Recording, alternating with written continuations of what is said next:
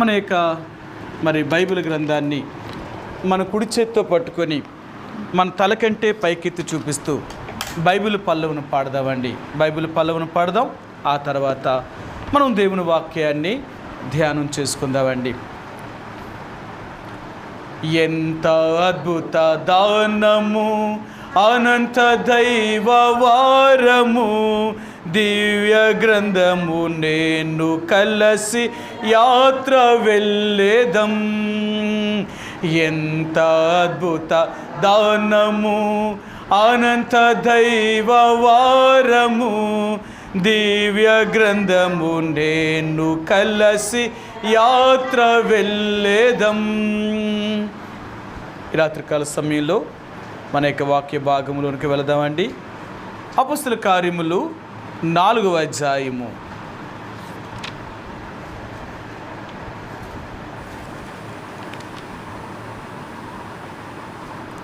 అపొస్తలుల కార్యములు 4వ అధ్యాయము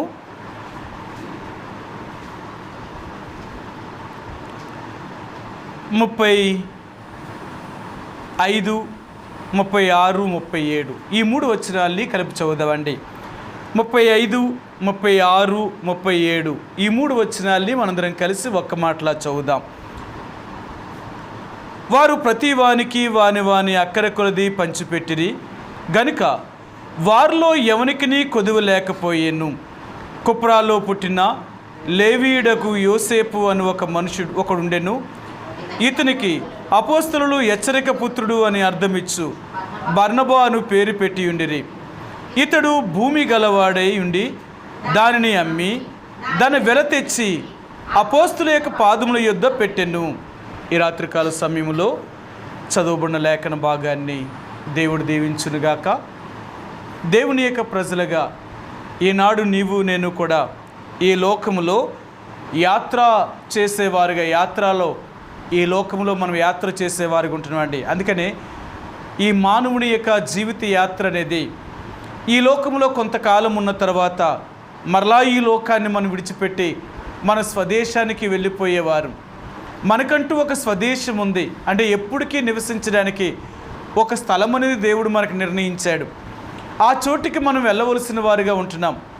ఆ చోటికి మనల్ని వెళ్ళాలి అంటే ఆ చోటికి నడిపించగలిగిన వారు ఒకే ఒక్కరు, ఆయనే యేసు ప్రభువారు. ఆయన అనాది కాలంలో 2023 సంవత్సరాల క్రితం ఈ లోకానికి వచ్చి ఆయన ఎలాగ జీవించాలో ఆయన చూపించి ఆయన తన యాత్రను ముగించి ఆయన భూమి మీద నుండి మరలా పరలోకం వెళ్ళిపోయాడు. తర్వాత వచ్చే వాళ్ళందరూ కూడా తన రాజ్యములో ఉండాలి అని దేవుడు తన ప్రవక్తల చేత మరలా తన మాటలను రాయించి ఈ గ్రంథాన్ని రాయించి మనకిచ్చాడు. ఆయన ఈ బైబిల్ గ్రంథాన్ని ఎవరైతే రోజు చదువుతారో, చదివిన దాన్ని అనుసరించగలుగుతారో, లేక ఇది ఎవరైతే వింటారో, విన్నదాన్ని అనుసరించడానికి ప్రయత్నం చేస్తారో వారు తప్పక దేవుని యొక్క రాజ్యములో ఆయనతో కూడా యుగయుగాలు ఉండడానికి దేవుడు వారికి ఎంతగానో సహాయం చేసేవాడు ఉంటున్నాడు. అందుకనే ఈ లోకంలో దేవుని యొక్క వాక్యాన్ని దేవుడు ఎందుకు అనుగ్రహించాడు అంటే మనకు కుడికి కానీ ఎడమకు కానీ తొలక్కున్నట్లుగా ఈ గ్రంథంనే చదవగలిగితే ఈ గ్రంథం మనల్ని దేవుడి దగ్గరికి చేర్చగలుగుతుందండి. సరే, మీకు ఆ మాట చూపిస్తాను. యెహోషువ గ్రంథము 1వ అధ్యాయము. ఆనాడు ఇశ్రాయేలు ప్రజలతో దేవుడు యెహోషువను మోషే తర్వాత నాయకుడిగా చేసినప్పుడు ఆయన యెహోషువతో దేవుడు ఇలాగ చెప్తున్నాడు. ఆయన ఏం చెప్పాడో మీకు చూపిస్తాను. 7వ వచనం, 1వ అధ్యాయము యెహోషువ గ్రంథము 1వ అధ్యాయము 7వ వచనం. అయితే నీవు నిబ్బరము కలిగి జాగ్రత్త పడి బహుధైర్యముగా నుండి నా సేవకుడైన మోషే నీకు ఆజ్ఞాపించిన ధర్మశాస్త్రం అంతరు చెప్పున చేయవలెను. నీవు నడుచు ప్రతి మార్గమున చక్కగా ప్రవర్తించినట్లు నీవు దాని నుండి కుడికి కానీ ఎడమకు కానీ తొలగకూడదు. ఈ ధర్మశాస్త్ర గ్రంథమును నీవు బోధింప తప్పిపోకూడదు. దానిలో రాయబడిన వాటినన్నిటి ప్రకారము చేయుటకు నీవు జాగ్రత్త పడినట్లు దివారాత్రము దానిని ధ్యానించిన ఎడల నీ మార్గమును వర్ధిల్ల చేసుకొని చక్కగా ప్రవర్తించదవు. ఈ లోకములో మనం చక్కగా నడవాలి అంటే దేవుని వాక్యాన్ని తప్పక మనం చదవాలి. దేవుని వాక్యాన్ని చదవడం వల్ల నిజంగా ఎన్ని ఉపయోగాలు ఉన్నాయి అంటే చాలా, ఒకటి కాదండి, ఎన్నో రకాలైన ఉపయోగాలు ఉన్నాయి. అందులో ఈరోజు దేవుడు అంటున్నాడు, నువ్వు తప్పుపోకుండా ఉండాలి అంటే, కుడికి కానీ ఎడమకు కానీ తొలగకుండా ఉండాలి, నా మార్గములోనే నువ్వు నడవాలి అంటే నా మాటలు నువ్వు చదవాలి. ఒకవేళ నీకు చదువు లేదా, వినడానికైనా ప్రయత్నం చేయాలి. నువ్వు వినగలిగావా, దాని ప్రకారంగా నడిస్తే తప్పక నువ్వు నా దగ్గరికి చేరుతావు. అంతేగాని నువ్వు ఒక వినే వ్యక్తి కానీ ఒక చదివే వ్యక్తి కానీ నువ్వు ఉండి దాని ప్రకారం అనుసరించకపోతే నువ్వు నా దగ్గరికి రాలేవు. ఎందుకంటే నా వాక్యాన్ని అనుసరించేవారు మాత్రమే నా దగ్గరికి రాగలరు, కానీ నా వాక్యాన్ని అనుసరించలేని వారు, అంటే నా మాటను అనుసరించలేని వారు ఎవరు కూడా నా రాజ్యములోనికి ప్రవేశించలేరు అంటున్నాడు ఆయన. ఈ రాత్రికాల సమయంలో దేవాతి దేవుని యొక్క ఆ పరలోక రాజ్యములోనికి మనం ప్రవేశించాలి అంటే తప్పక మనం ప్రతిరోజు కూడా బైబిల్ గ్రంథాన్ని చదువుతూ ఉండాలా, వింటూ ఉండాలా, లేక దాని ప్రకారం నడిచేవారిగా ఉండాలండి. ఏదో చదివేవారిగా వినేవారిగానే ఉండి దాని ప్రకారం నడవకపోతే అది వ్యర్థమే. మనం దేవుని యొక్క రాజ్యములోనికి ప్రవేశించలేము. ఇంతగా మనం భూలోకంలో దేవుని కొరకు జీవించి మనం దేవుని యొక్క రాజ్యాన్నే పోగొట్టుకుంటే మనంత నష్టపోయిన వారు ఇంకెవ్వరూ ఉండరండి. కాబట్టి దేవుని బిడ్డలారా, ఈ రాత్రికాల సమయంలో మనందరము కూడా దేవుని యొక్క రాజ్యములో ఉండాలనే దేవుని యొక్క కోరిక, ఆయన ఆశ ఉంటుంది. కాబట్టి దేవుని యొక్క ప్రజలుగా నీవు నేను కూడా తప్పక ఆయన యొక్క వాక్యాన్ని మనం చదువుతూ వినేవారిగా ఉండి దాని ప్రకారంగా నడవాలని ఈ రాత్రి దేవుడు మనకు బోధిస్తున్నాడు. కాబట్టి వినడం సులభం, చదవడం సులభము, కానీ దాన్ని అనుసరించడమే చాలా కష్టమండి. వాక్యానుసారంగా అనుసరించడం అంటే చాలా సమర్పణ కలిగిన వారిగా, చాలా త్యాగం చేసేవారిగా ఉండవలసిన వారిగా ఉంటున్నారు. అందుకని ఈ రాత్రికాల సమయంలో మనకు దేవుడి యొక్క బిడ్డలుగా మనం అటువంటి త్యాగము, అటువంటి మనసు మనకు రావాలి, సమర్పణ ఉండాలి అంటే నిజంగా మనం దేవుని వాక్యానుసారంగా జీవించగలిగితేనే ఆ మనసును కలిగి ఉండగలుగుతాం. ఈ రాత్రికాల సమయంలో మన యొక్క వాక్య జ్ఞానంలోనికి వెళ్దామండి. అపోస్తలుల కార్యములు 4వ అధ్యాయము ఈ 35వ వచనంలో, అంటే 34, 35 వచనాలు ఇంతకుముందే మనం చాలా వారాలుగా జ్ఞాపకం చేసుకున్నాం. ఇప్పుడు 35వ వచనంలో వారు ఏం చెప్తున్నారు అంటే, వారు ప్రతి వానికి వాని అక్కర కొలది పంచిపెట్టిరి గనుక వారిలో ఎవనికిని కొదువ లేకపోయెను. చూడండి, ఆనాడు దేవుని యొక్క ప్రజలు వారి యొక్క భూములను ఎండ్లను అమ్మివేసి వాటి వెల తీసుకొచ్చి అపోస్తలుల యొక్క పాదముల దగ్గర పెట్టినప్పుడు అపోస్తలులు ఏం చేశారు అంటే, వీళ్ళు ఆ డబ్బునితో సంఘముగా కూడి ఉన్న వారి యొక్క దేవుని ప్రజల యొక్క అవసరతలను అక్కర్లను తీర్చారు. ఎవరు ఎలాంటి అక్కర్లో ఉన్నారో, ఎవరు ఎలాంటి అవసరతలో ఉన్నారో వారి అవసరాల కొరకు, వారి అక్కర్ల కొరకు ఆ ధనాన్ని వారు ఖర్చు పెట్టిన వారిగా ఉంటున్నారు. చాలాసార్లు డబ్బు మంది, దాన్ని ఖర్చు పెట్టే వాళ్ళు వేరొకరు అయితే మనకు చాలా బాధ అనిపిస్తుంది. లోకంలో చెప్తూ ఉంటారు కదా, సొమ్ము ఒకరిది సోకొకరిది అని. సంపాదించడమేమో మనము, ఖర్చు పెట్టేవాళ్ళు మరొకరు అయితే దాన్ని మనం భరించలేమండి. కానీ ఆనాడు దేవుని ప్రజల యొక్క ఆస్తిని తీసుకొచ్చి, డబ్బును తీసుకొచ్చి వారు అపోస్తలుల యొక్క పాదముల దగ్గర పెట్టినప్పుడు అపోస్తలుడు ఏం చేశారంటే, వారు అన్నారు, మీలో ప్రతి వానికి వాని అక్కర కొలదిగా పంచిపెట్టాల. ఎవరైతే అక్కరలు కలిగి ఉన్నారో, ఎవరైతే అవసరతలో ఉన్నారో, ఎవరైతే లేమిలో కొదువులో ఉన్నారో అలాంటి వారికి మీ అవసరతలు తీర్చబడాలి అనే విషయాన్ని అపోస్తలులు ఎరిగి దేవుని యొక్క ఆత్మ చేత వారు ఆ డబ్బుని వారి అక్కర్ల కొలదిగా దేవుని యొక్క ప్రజలైన వారి యొక్క సమస్యలన్నిటినీ తీర్చారు.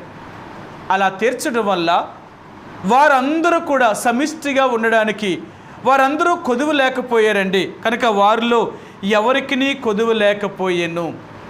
సరే, వారిలో ఎవరికి ఎటువంటి కొదువు లేదు. ఇంకా అంతగా వాళ్ళందరూ సమృద్ధి కలిగిన వారిగా జీవించారు. ఈ రాత్రి దేవుడు అంటున్నాడు, అలా ఒప్పుకోగలుగుతారా దేవుని యొక్క ప్రజలు?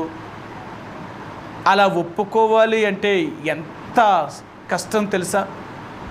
ఈ రోజుల్లో మనం చూస్తున్నాం, కన్న తల్లిదండ్రులు కూడా పిల్లలకి ఇవ్వలేని రోజులు, ఒకవేళ పిల్లలు కూడా తల్లిదండ్రులకు ఇవ్వలేని రోజులు. ఒకరిని ఒకరు ప్రేమించుకోలేని వారు, ఒకరి కష్ట దుఃఖంలో ఒకరు పాలువారు అవ్వలేని రోజుల్లో ఉంటున్నాం. ఇలాంటి రోజుల్లో మనం ఇలాంటి త్యాగాన్ని చేయగలమా? చేయగలిగిన వారే దేవుని యొక్క ప్రజలండి. చేయలేని వారు దేవుని యొక్క ప్రజలుగా పిలువబడ్డానికి కూడా అర్హత లేనివారు. అనాది కాలంలో అనాది కాలం అంటే దైవజనుడు భగత్ సింగ్ గారు 1942, 43, 44, 45 సంవత్సరాల్లో మెడ్రాసులో జెహోషామా ప్రార్థనా మందిరాన్ని ఆయన స్థాపించిన తరువాత, లేక ఆయన పరిచర్య ప్రారంభించినప్పుడు అనేక వేల మంది దేవుని యొక్క సంఘముగా కూడడానికి ఆయన దగ్గరికి వచ్చేవారు. ఆయన దగ్గరికి వచ్చిన వాళ్ళందరికీ కూడా భగత్ సింగ్ గారు ఏం చేసేవారు అంటే వాళ్ళందరికీ ఇలాంటి స్వభావాన్ని నేర్పించడానికి ఆయన ప్రయత్నం చేశాడు.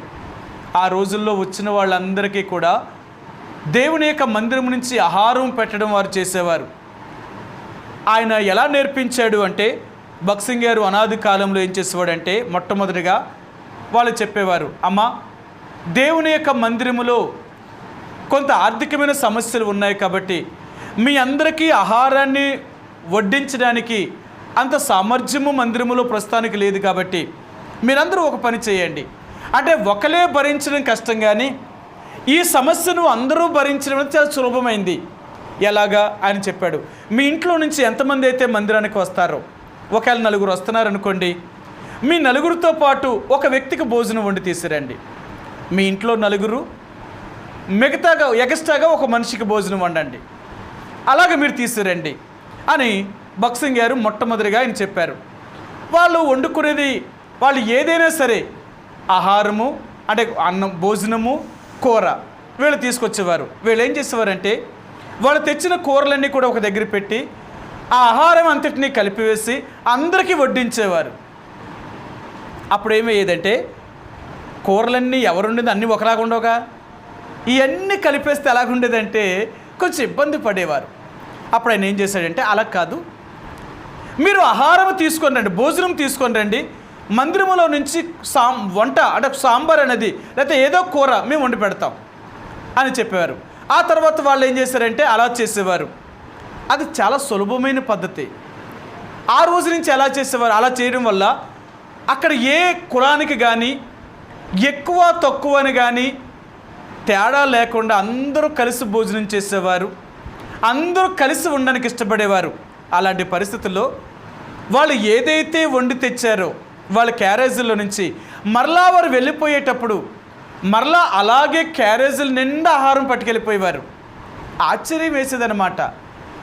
ఇంతమందికి మనం వండాం కదా, ఇంతమంది మనం తెచ్చింది మళ్ళీ మనమే తినేసాం కదా, అయినా మరలా తిరిగి ఎలా తీసుకెళ్తున్నాం దీన్ని అంటే అక్కడ ఏం జ్ఞాపకం చేశాడు అంటే దేవుడు దానిని ఆశీర్వదించేవాడు. దేవుడు దానిని ఆశీర్వదించడం వల్ల వారికి ఎంతో సమృద్ధి కలిగేదండి, సమృద్ధి కలిగేది. అలాగ దైవజనుడు భగత్ సింగ్ గారు వాళ్ళకి నేర్పించింది ఏంటంటే సమర్పణ చేసే మనసును నేర్పించాడు. ఎప్పుడైతే సమర్పణ చేయడం అనే మనసు వారికి వచ్చిందో వారు సమృద్ధిగా ఉండడానికి ఇష్టపడ్డారండి. అందే చెప్తారు బైబిల్ గ్రంథంలో ఎప్పుడూ కూడా సమృద్ధి అనేది నీకు ఎప్పుడు ఉంటుందో తెలుసా, నువ్వు సమర్పణ చేసినప్పుడే. నువ్వు సమర్పణ చేయలేనప్పుడు సమృద్ధి అనేది నీకు రాదు. సమృద్ధి నీకు రావాలి అంటే నువ్వు సమర్పణ చేసే, త్యాగము చేసే మనిషిగా, ఒక వ్యక్తిగా ఉండాలి. ఆనాడు దేవుని యొక్క ప్రజలు గ్లోరీ నువ్వు వినడం కాకుండా మళ్ళీ ఇన్నివోలు పాడు చేస్తావు.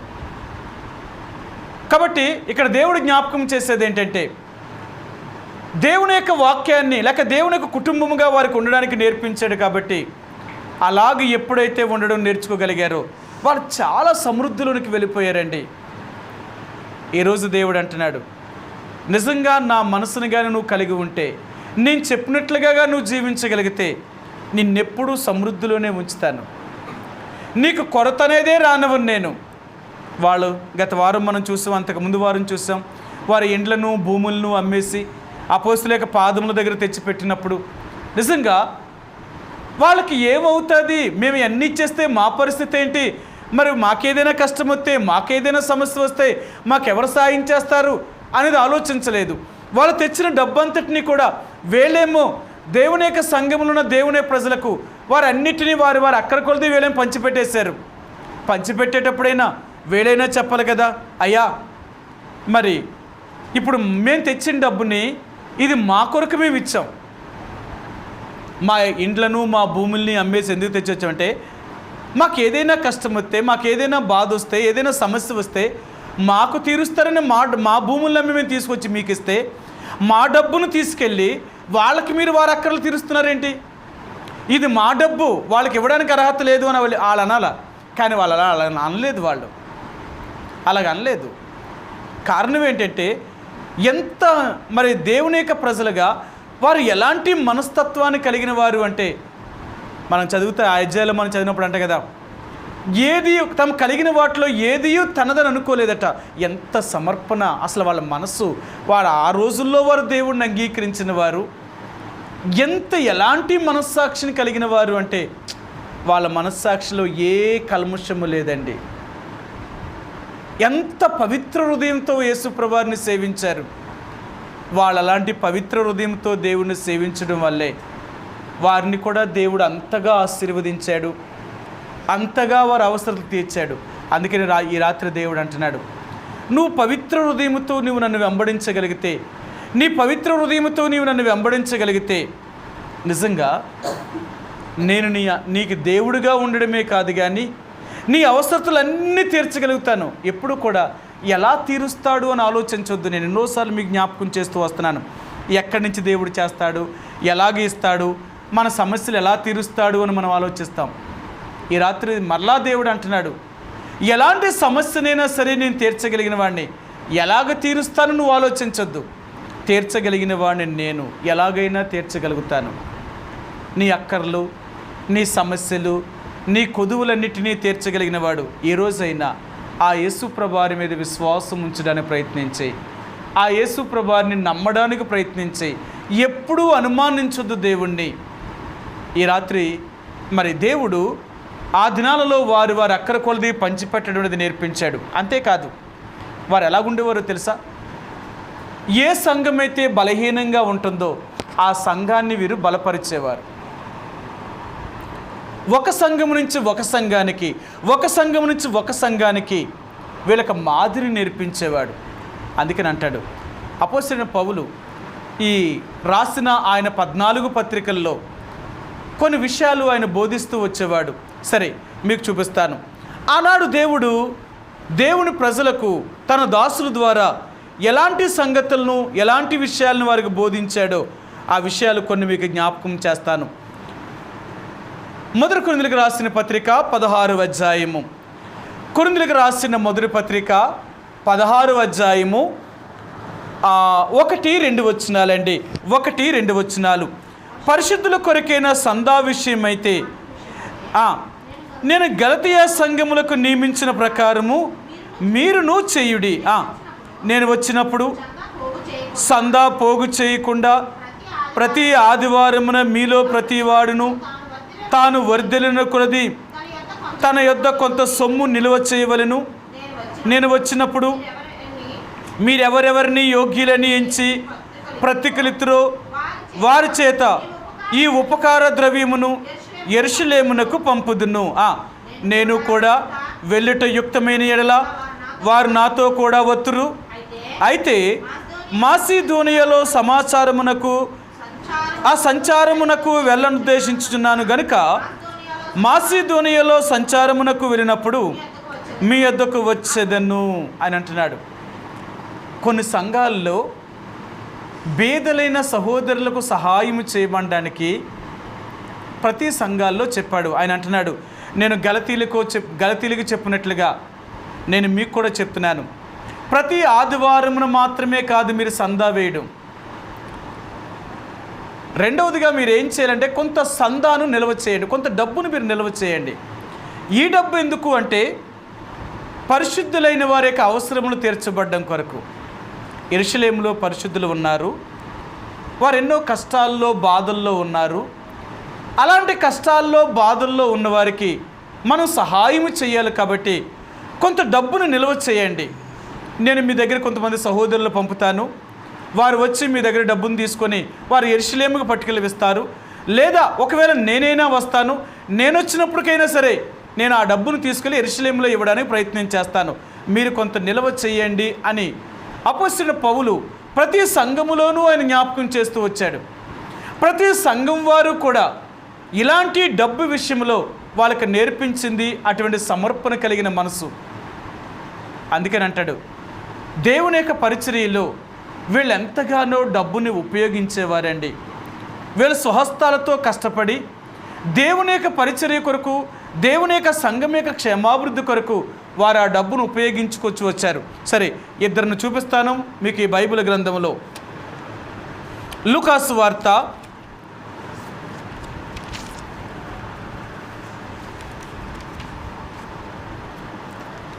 'యేసు ప్రభువారికి ఉన్న దినాలలో వీళ్ళు కూడా ఎటువంటి మనసును కలిగి ఉన్నారో చూపిస్తాను. 8వ అధ్యాయము, లూకాసు వార్త 8వ అధ్యాయము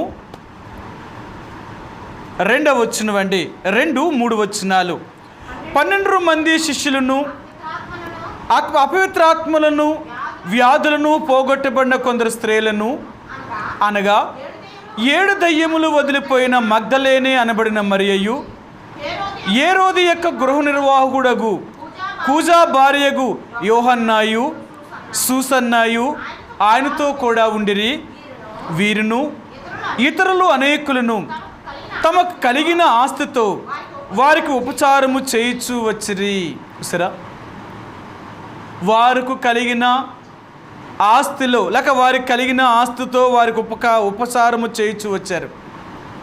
ఈ రోజుల్లో ఉపకారం ఎలాగ చేయాలి అంటే ఎలా చెప్తున్నారు అంటే కొన్ని విషయాలు మీకు జ్ఞాపకం చేస్తాను దేవుని వాక్యంలో నుంచి, లేక దేవుని యొక్క విషయాలు మీకు తెలియచేస్తాను. ఏంటి అంటే దేవుని యొక్క ప్రజలుగా ఈనాడు దేవుని యొక్క మందిరములో లేక దేవుని ప్రజలకు ఏదైనా అవసరత అక్కడుతుంటే వీళ్ళు ఎలా చేయగలుగుతున్నారు అంటే నలుగురిని వీళ్ళ సందాను అడిగి వీళ్ళ ద్వారా వారు అక్కర్లను తీరుస్తున్నారు. అంటే తీర్చడంలో తప్పు లేదు. దేవుడు నీకు ఎవరికైనా సహాయం చేయమన్నాడు అనుకోండి, నువ్వు చేయగలిగితే చెయ్యాలి, అది నీ దగ్గర నుంచి. లేదు, సంఘములో నువ్వు చెప్పాలి అనుకుంటే పలానా వారు ఇలాంటి పరిస్థితుల్లో ఉన్నారు, మీ అంతటా మీరు సాయం చేయమనంటే వారు ఎవరైతే సమర్పించుకుంటారో వాళ్ళు దేవుని యొక్క మందిరంలో తీసుకొచ్చిన దాన్ని తీసుకెళ్ళిస్తారు. అది ఎవరిని ఇచ్చారని చెప్తారంటే పలానా సంఘము నుంచి రాబడిన ఈ ద్రవ్యము అంటారు. వ్యక్తిగతంగా ఇచ్చామనుకో, పలానా సహోదరి లేకపోతే పలానా సహోదరుడు ఇది మీకు వ్యక్తిగతంగా ఇమ్మన్నారు అని వాళ్ళకి ఇస్తాం. వాళ్ళు ఇమ్మన్నది ఖచ్చితంగా వాళ్ళ పేరు చెప్తాం. ఒకవేళ లేదన్నా మా పేరుతో సమస్య ఏమీ లేదు, ఇది సంఘము నుంచే ఇవ్వండి అంటే బేర్షబాలో కానీ లేకపోతే ఏ సంఘమైనా కానీ వాళ్ళు ఇచ్చిన డబ్బుని తీసుకెళ్ళి అయ్యా పలానా సంఘంలో ఉన్నవారు మీకు ఈ ద్రవ్యాన్ని ఇచ్చారు అని పట్టుకెళ్ళిస్తారన్నమాట. అది వారికి మరి బైబిల్ గ్రంథంలో వారు మొదటి నుంచి అలా నేర్పించారు. మన సహవాసంలో కూడా అంటే ఈ భక్సింగ్ గారు దేవుడు తన సేవకు పిలిచినప్పుడు ఇదే నమూనాని పాటించాడు. ఆయన ఇదే నమూనాను పాటిస్తూ ఆయన సేవను ప్రారంభించినప్పుడు కొంత వ్యతిరేకత వచ్చింది. ఆనాడు దైవజనుడు భక్సింగ్ గారిని కూడా వ్యతిరేకించారు. ఏమని అన్నారంటే ఇది హైదరాబాదులో ఉన్న ఎబ్రోను నుంచి లేక ఇక్కడికి వచ్చిన ఈ సందా డబ్బుని మీరేమో ఇక్కడ ఈ డబ్బుని తీసుకెళ్ళి వాళ్ళకి వీళ్ళకి అంటే పలానా ఇంకో సంఘానికి మీరు పెడుతున్నారు. ఇది ఇక్కడ డబ్బుని ఇక్కడే వాడండి, అక్కడ డబ్బును అక్కడే వాడండి, అంతేకాని ఇక్కడ డబ్బు తీసుకెళ్ళి అక్కడ పెట్టి అక్కడ డబ్బు తీసుకొచ్చి ఇక్కడ పెడితే అదేలాగా మా నుంచేమో ఎక్కువ తీసుకెళ్తున్నారు, మీరు మాకు అవసరమైనప్పుడు తెచ్చేది తక్కువ తెస్తున్నారు. అలా కాదు, ఎవరి డబ్బు వాళ్ళదే అన్నారు. ఈనాడు సంఘాల్లో చూడండి, ప్రతి మందిరాల్లో కూడా తోటి సంఘానికి అంటే దేవుని యొక్క ప్రజలు ఎక్కడైతే బేదలైన వారు ఉన్నారో, ఎక్కడైతే దేవుని సంఘము బలహీనంగా ఉందో అలాంటి సంఘాలని బలపరిచేవాళ్ళు లేరు. వాళ్ళు ఏమంటున్నారు అంటే వాళ్ళని బలపరిస్తే మనకిచ్చే ఉపయోగం ఏంటి? ఇప్పుడు వాళ్ళకి మన డబ్బులు పట్టుకెళ్ళి ఇచ్చామనుకోండి, వాళ్ళకి డబ్బులు ఇవ్వడం వల్ల మన డబ్బును వాళ్ళ పట్టుకెళ్ళడం వల్ల మనకు వచ్చే లాభం ఏమీ లేదు. వాళ్ళు బాగుపడుతున్నారు, వాళ్ళ మందిరాలు కట్టుకుంటున్నారు, వాళ్ళ పరిచర్య చేసుకుంటున్నారు, వాళ్ళు బాగుపడుతున్నారు. మన డబ్బును పట్టుకెళ్ళి అక్కడ బాగు చేస్తున్నారు. వాళ్ళెవరు? అలా మనకు సంబంధించిన వాళ్ళు కారు. వాళ్ళు వేరే సంఘం, మనది వేరే సంఘం అంటున్నారు. ఇదా అంటే నీది వేరే సంఘము, వాళ్ళది వేరే సంఘమా? మిమ్మల్ని అందరినీ కన్నదా యేసుప్రభువారు కాదా? మనల్ని అందరినీ మార్చింది యేసుప్రభువారు కాదా? మన అందరికీ తండ్రి ఒక్కడు కాదా? ఎంత వ్యత్యాసం తీసుకొచ్చారో చూడండి. ఎవరి సంఘం వారిదే. మా సంఘం డబ్బు మీ సంఘానికి రాకూడదు, మీ సంఘం డబ్బు మా సంఘానికి రాకూడదు. ఇప్పుడు ఏమైపోయిందంటే దేవుని యొక్క మందిరాల్ని పంచేశారు. ఇది మాది, ఇది మీది అనుకున్నారు. ఎప్పుడైతే ఇది మాది మీది అనుకున్నారో అక్కడి నుంచి వాళ్ళదంటూ వాళ్ళు ఎవరికి ఇవ్వడానికి ఇష్టపడరండి. వాళ్ళు ఇష్టపడరు. అది కాదు సంఘం అంటే, అది కాదు దేవుని యొక్క పరిచర్య అంటే. ఎక్కడ బలహీనులు ఉన్నారో, ఎక్కడ శక్తి లేని వారు ఉన్నారో, ఎక్కడైతే అవసరతలో ఉన్నారో అలాంటి వారి అవసరతలు తీర్చడమే దేవుని ప్రజల యొక్క అవసరత, దేవుని ప్రజల యొక్క నియమ నిబంధనది. బైబిల్ చెప్పింది కూడా అదే చెప్పింది. ఎక్కడో యెరూషలేములో ఉన్నవారికి, గలతీలో ఉన్న సంఘానికి వాళ్ళకి సంబంధం ఏముంది? ఎక్కడో కొరింథీలో ఉన్న సంఘానికి యెరూషలేములో ఉన్న సంఘానికి ఎక్కడెక్కడ ఉంది? లేక దెస్సలోనికేలో ఉన్న సంఘానికి వాళ్ళకి ఏం తేడా? కొలసీలో ఉన్నవారికి వాళ్ళకి ఏంటి? ఎఫెసీలో ఉన్నవారికి, ఫిలిప్పీలో ఉన్నవారికి అక్కడితో వీళ్ళకి సంబంధం ఏముంది? కానీ మనం అందరము ఒకే రక్తం చేత కొనబడిన వారు కాబట్టి ఎవరికి బాధ వచ్చినా, ఎవరికి కష్టం వచ్చినా ఒకరిని ఒకరు సహాయం చేసుకునే తత్వంలోనికి రావాలి. అదే కదా మనందరికీ తెలుసు. సంఘము అనగా ఆయన శరీరము. సంఘము అంటే ఏంటంటే ఆయన శరీరము. శరీరములో అందరూ అమర్చబడారు. ఇది సార్వత్రిక సంఘము. అంటే ప్రపంచంలో ఉన్న దేవుని ప్రజలందరూ కూడా యేసు ప్రభు యొక్క శరీరములో ఒక భాగము. మనం అందరము అంగములుగా చేయబడ్డాము ఆయన శరీరములో. శరీరములో అందరూ అంగములుగా చేయబడ్డాం కాబట్టి ఏ అవయవం బలహీనమైన మరొక అవయవము దాని కొరకు బాధను అనుభవించేదండి, దాని కొరకు కష్టపడేది, దాని కొరకు శ్రమ పడడానికి ఇష్టపడుతుంది. శరీరంలో ఏ భాగమైనా చూడండి, కాల్లో ముళ్ళు గుచ్చుకుందంటే మొట్టమొదటిగా అమ్మా నిలత అయ్యా నిల దేవుడా అని అరుస్తాం. కాలుకు ముళ్ళు గుచ్చుకుంటే నోరు అనడం ఏంటి? నోరుకి కాలుకి సంబంధం ఏముంది? కాలు ఎక్కడో కింద ఉంది, నోరు ఎక్కడో పైన ఉంది. కానీ శరీరములో కూడా ఇవన్నీ భాగాలు. ఏ దానికి గాయమైనా, ఏ దానికి వ్యాధి వచ్చినా, ఏది కష్టం వచ్చినా ఇవన్నీ సమభాగముగా పంచుకుంటున్నాయి. అలాగే దేవుని యొక్క ప్రజలుగా, దేవుని యొక్క సంఘములో ఉన్న దేవుని ప్రజలు కూడా ఎలాగుండాలి అంటే ఒకరి కష్టమును ఒకరు భరించేవారిగా ఉండాలి. అంతేకాని వాళ్ళెవరికి నేను సాయం చేయడానికి, వీళ్ళకేంటి నేను ఇవ్వడానికి అని ఎప్పుడూ అనుకోకూడదు. రెండవదిగా వాళ్ళకి చేయడం వల్ల వచ్చే లాభాన్ని కూడా నువ్వు ఆశించకూడదు. ఎప్పుడు కూడా దేవుని యొక్క ప్రజలుగా మనం చేసిన దానికి ప్రతిఫలాన్ని దేవుడు మనకి ఇవ్వాలే తప్ప మనుషుల ద్వారా దేనిని ఆశించొద్దు. ఆనాడు భగత్ సింగ్ గారు ఇలాగ చేయడం వల్ల ఎన్నో సమస్యలను తీసుకొచ్చారు. ఉదాహరణగా మీకు ఒక మాట చెప్తాను. దైవజనుడు మార్టిన్ గారు షాలేములో, విశాఖపట్నంలో ఆయన సేవ చేసేవారు. దైవజనుడు భగత్ సింగ్ గారితో కలిసి బాగా పరిచర్య చేసిన వారు. ఆయన అంటే అనేక మంది ఉన్నారు, కానీ అభిషేకించబడిన ఆ ఆరుగురిలో భగత్ సింగ్ గారితో బాగా సన్నిహితంగా ఎక్కువ కాలము, అంటే 15-14 సంవత్సరాలు 17 సంవత్సరాల వయసులోనే ఈయన సేవకు రావడం వల్ల ఎక్కువ కాలము మార్టిన్ గారే భగత్ సింగ్ గారితో ఎక్కువ పరిచర్యలో ఉన్నాడు ఆయన. ఆ దైవజనుడిని మరి ఆయన సేవా విధానంలో ఆయన రాజమండ్రి నుంచి విశాఖపట్నం ట్రాన్స్ఫర్ చేశారు 1972వ సంవత్సరంలో. ఈ 72వ సంవత్సరంలో దైవజనుడు విశాఖపట్నం వచ్చిన తర్వాత రమారమి ఆయన మరణించేంతవరకు 2004వ సంవత్సరం లేక 2003వ సంవత్సరము నవంబర్ వరకు ఆ దైవజనుడు సజీవంగా ఆయన భూమి మీద ఉండి దేవుని యొక్క పరిచర్యను చేశారు ఆయన. రెండవదిగా ఆ దినాలలో మరి మార్టిన్ గారికి చాలా ఉత్తరాలు వచ్చాయన్నమాట. ఆయన చాలా పెద్ద దైవజనుడు. ఆయనకి చాలామంది దైవజనులకు ఉత్తరాలు రాసేవారు. ఆ రోజుల్లో పెద్ద దైవజనులకు ఉత్తరాలు రాసేవారు అన్నమాట. అయ్యా, మేము ఒకవేళ కాలింపాంగులో కాన్వకేషన్ పెడుతున్నారనుకో, ఈ కాలింపాంగులో కాన్వకేషన్ పెడుతున్నప్పుడు భగత్ సింగ్ గారితో మరి జతపని వారిగా కలిసిపోసిన పెద్దలకి ఉత్తరాలు రాసేవారు. అయ్యా, పలానా డిసెంబరు 17వ తేదీ నుంచో 18వ తేదీ నుంచో లేక 16వ తేదీ నుంచో పరిశుద్ధ సమాజ కూడికలు పలానా మరి కాలింపాంగులో, వెస్ట్ బెంగాల్లో కాలింపాంగ్ అనే ప్రాంతంలో మేము మరి కాన్వకేషన్ పెడుతున్నాం, మా కొరకు ప్రార్థన చేయండి అనేవారు. అప్పుడు దైవజనుడు ఏం చేసేవారు తెలుసా? వారు పరిశుద్ధ సమాజ కొడుకులకు పెడుతున్నారు అంటే వాళ్ళు ఒక్కరే ఇంత డబ్బును భరించడం కష్టం, కాబట్టి మన దగ్గర నుంచి కొంత సంధానం వాళ్ళకి పంపించాలి, కొంత డబ్బును పంపించాలని ఏం చేసేవారంటే మార్టిన్ గారు వాళ్ళకి ఒక చెక్కు రాసి పంపించేవారు. ఆ రోజుల్లో ఆ చెక్కు రాయడము కానీ లేకపోతే వాళ్ళకి డబ్బును మనీ ఆర్డర్ చేయడము కానీ వాళ్ళు చేసి విశాఖపట్నం నుంచి పంపించేవారు.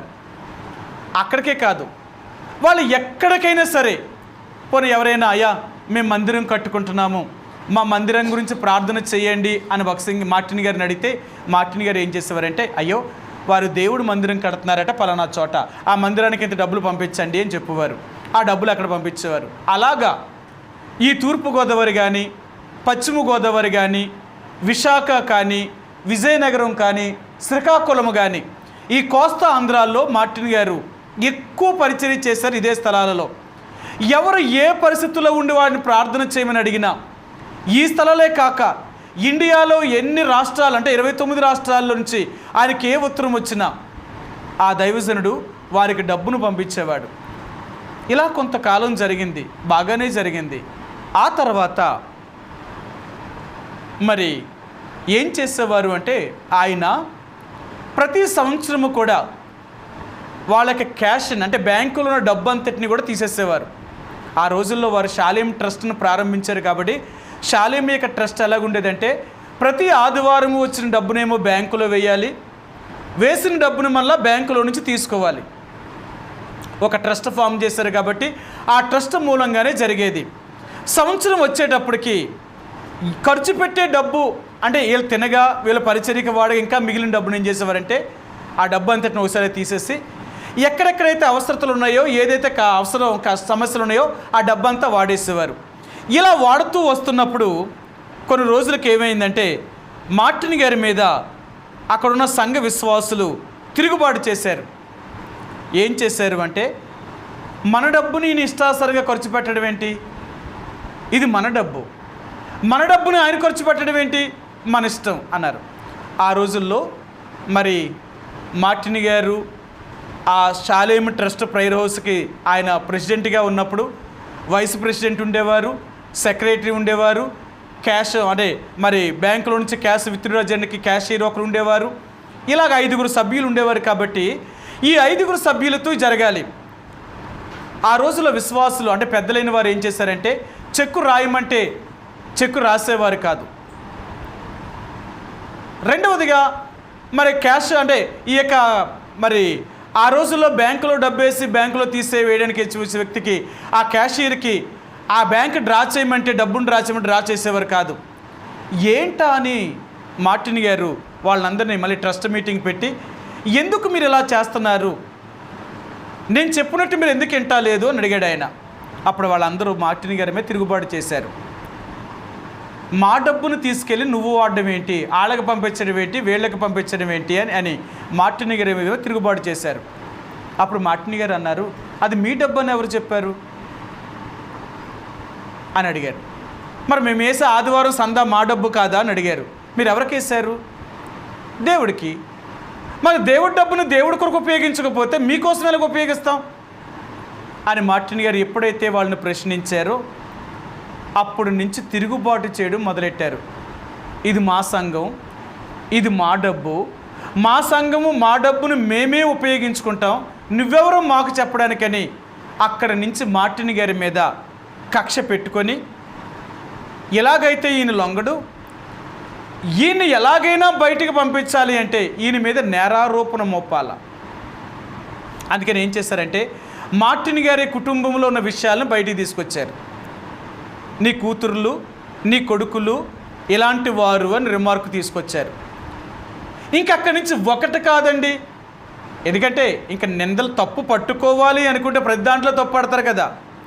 ఇలాగ వాళ్ళ తప్పులు ఎన్ని తప్పులు పట్టుకున్నారు అంటే ఎన్ని తప్పులు ఎంచారంటే ఆయన చేసినవి కొన్ని అయితే చేయలేనివి కొన్ని ఇలా మోపి భయంకరంగా మార్టిన్ గారిని వేధించారు. ఆఖరికి షాలేము ప్రార్థనా మందిరం నుంచే బయటికి పంపించేశారు ఆయన్ని. ఎందుకు అంటే వాళ్ళు ఏం చేశారు అంటే మా డబ్బు, ఇది మా డబ్బు అనేది వచ్చేసింది వాళ్ళకి.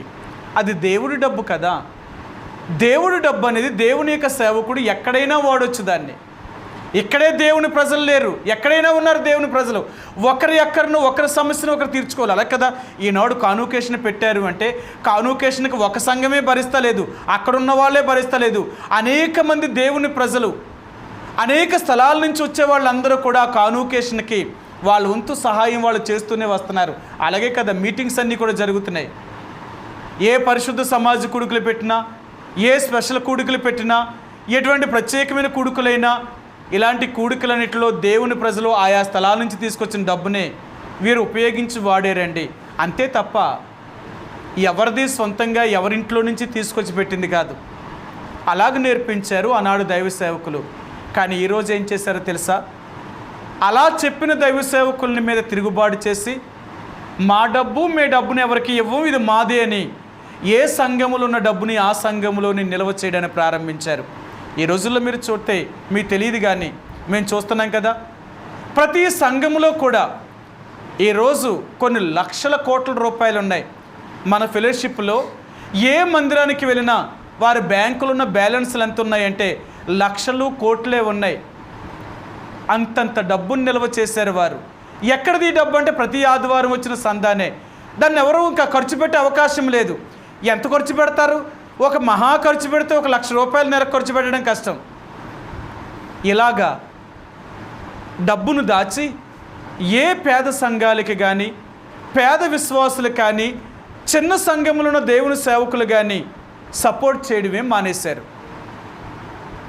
ఈరోజు పరిచర్య ఏమైపోయిందంటే ఎవరిది వారే. మాదంటే ఇది మాది, ఇది మాదంటే మాది, అంతే తప్ప మన అందరము ఒక్కటే కదా అనే తత్వంలోనికి రాలేదు. ఎప్పుడైతే మనందరం ఒకటేనే తత్వంలోనికి రాలేదు కాబట్టి ఈ రోజుల్లో డబ్బు సమస్య ఎక్కువైపోయిందండి. డబ్బు ఎప్పుడైతే ఎక్కువైందో ఆ రోజు నుంచి ఈ రోజు వరకు కూడా సంఘాలు పాడైపోయాయి. మీరు ఒకప్పుడు దేవుని మందిరాలన్నీ కూడా తాటేక పాకలు, రేకుల షెడ్లు, సిమెంట్ మరి పెంకుటిల్లో ఉండేది మందిరాలన్నీ కూడా.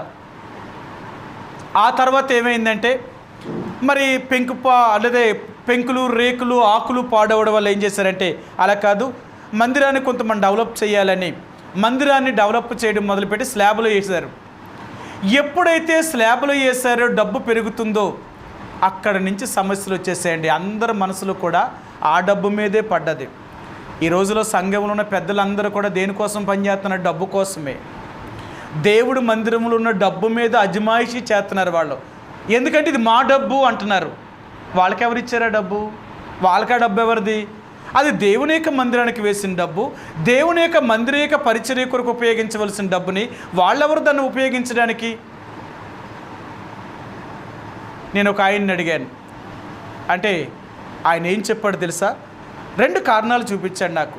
బైబిల్లో పెద్దలు అనేవారు ఏం చేస్తారు అంటే, ఎందుకు దేవుడు పెద్దలను నిర్ణయించాడు, వాళ్ళు ఏం చెప్పారు 2 మాటలు మీకు చూపిస్తాను. అపోస్తలుల కార్యములు 6వ అధ్యాయము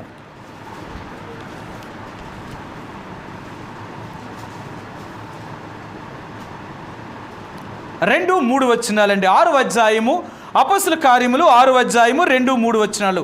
అప్పుడు 12 అపోస్తలులు తమ యొద్దకు శిష్యుల సమూహమును పిలిచి, మేము దేవుని వాక్యమును బోధించటం మాని ఆహారము పంచిపెట్టే యుక్తము కాదు.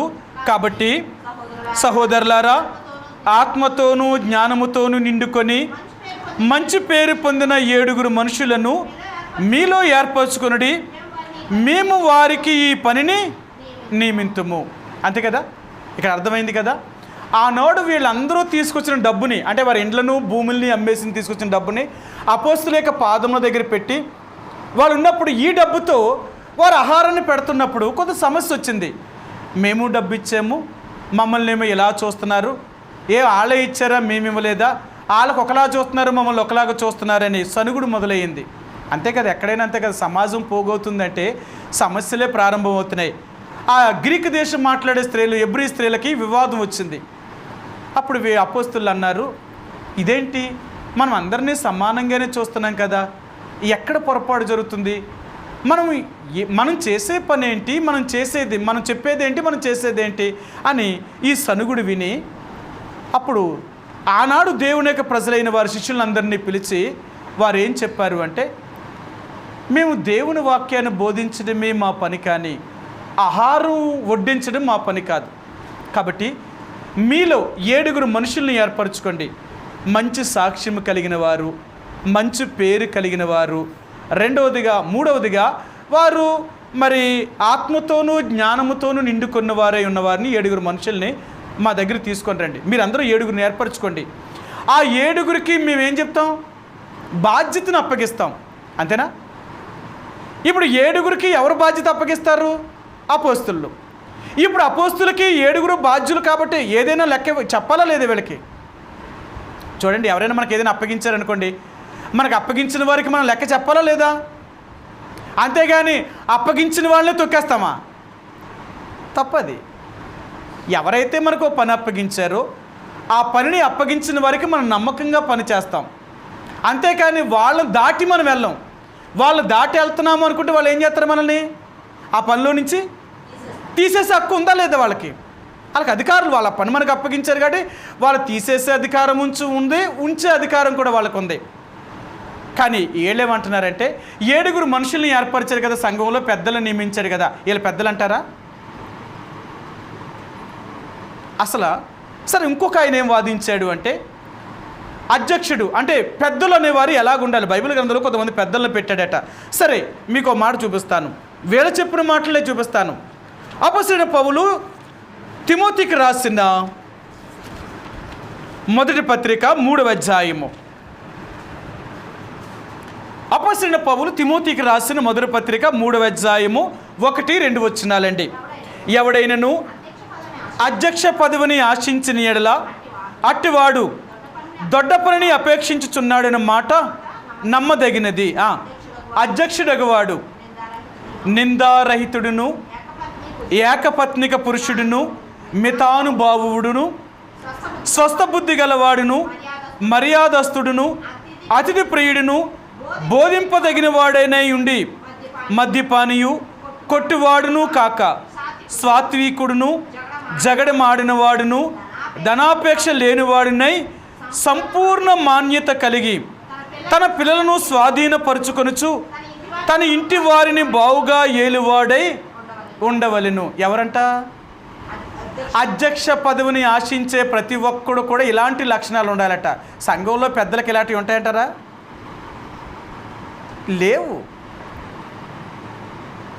లేవండి.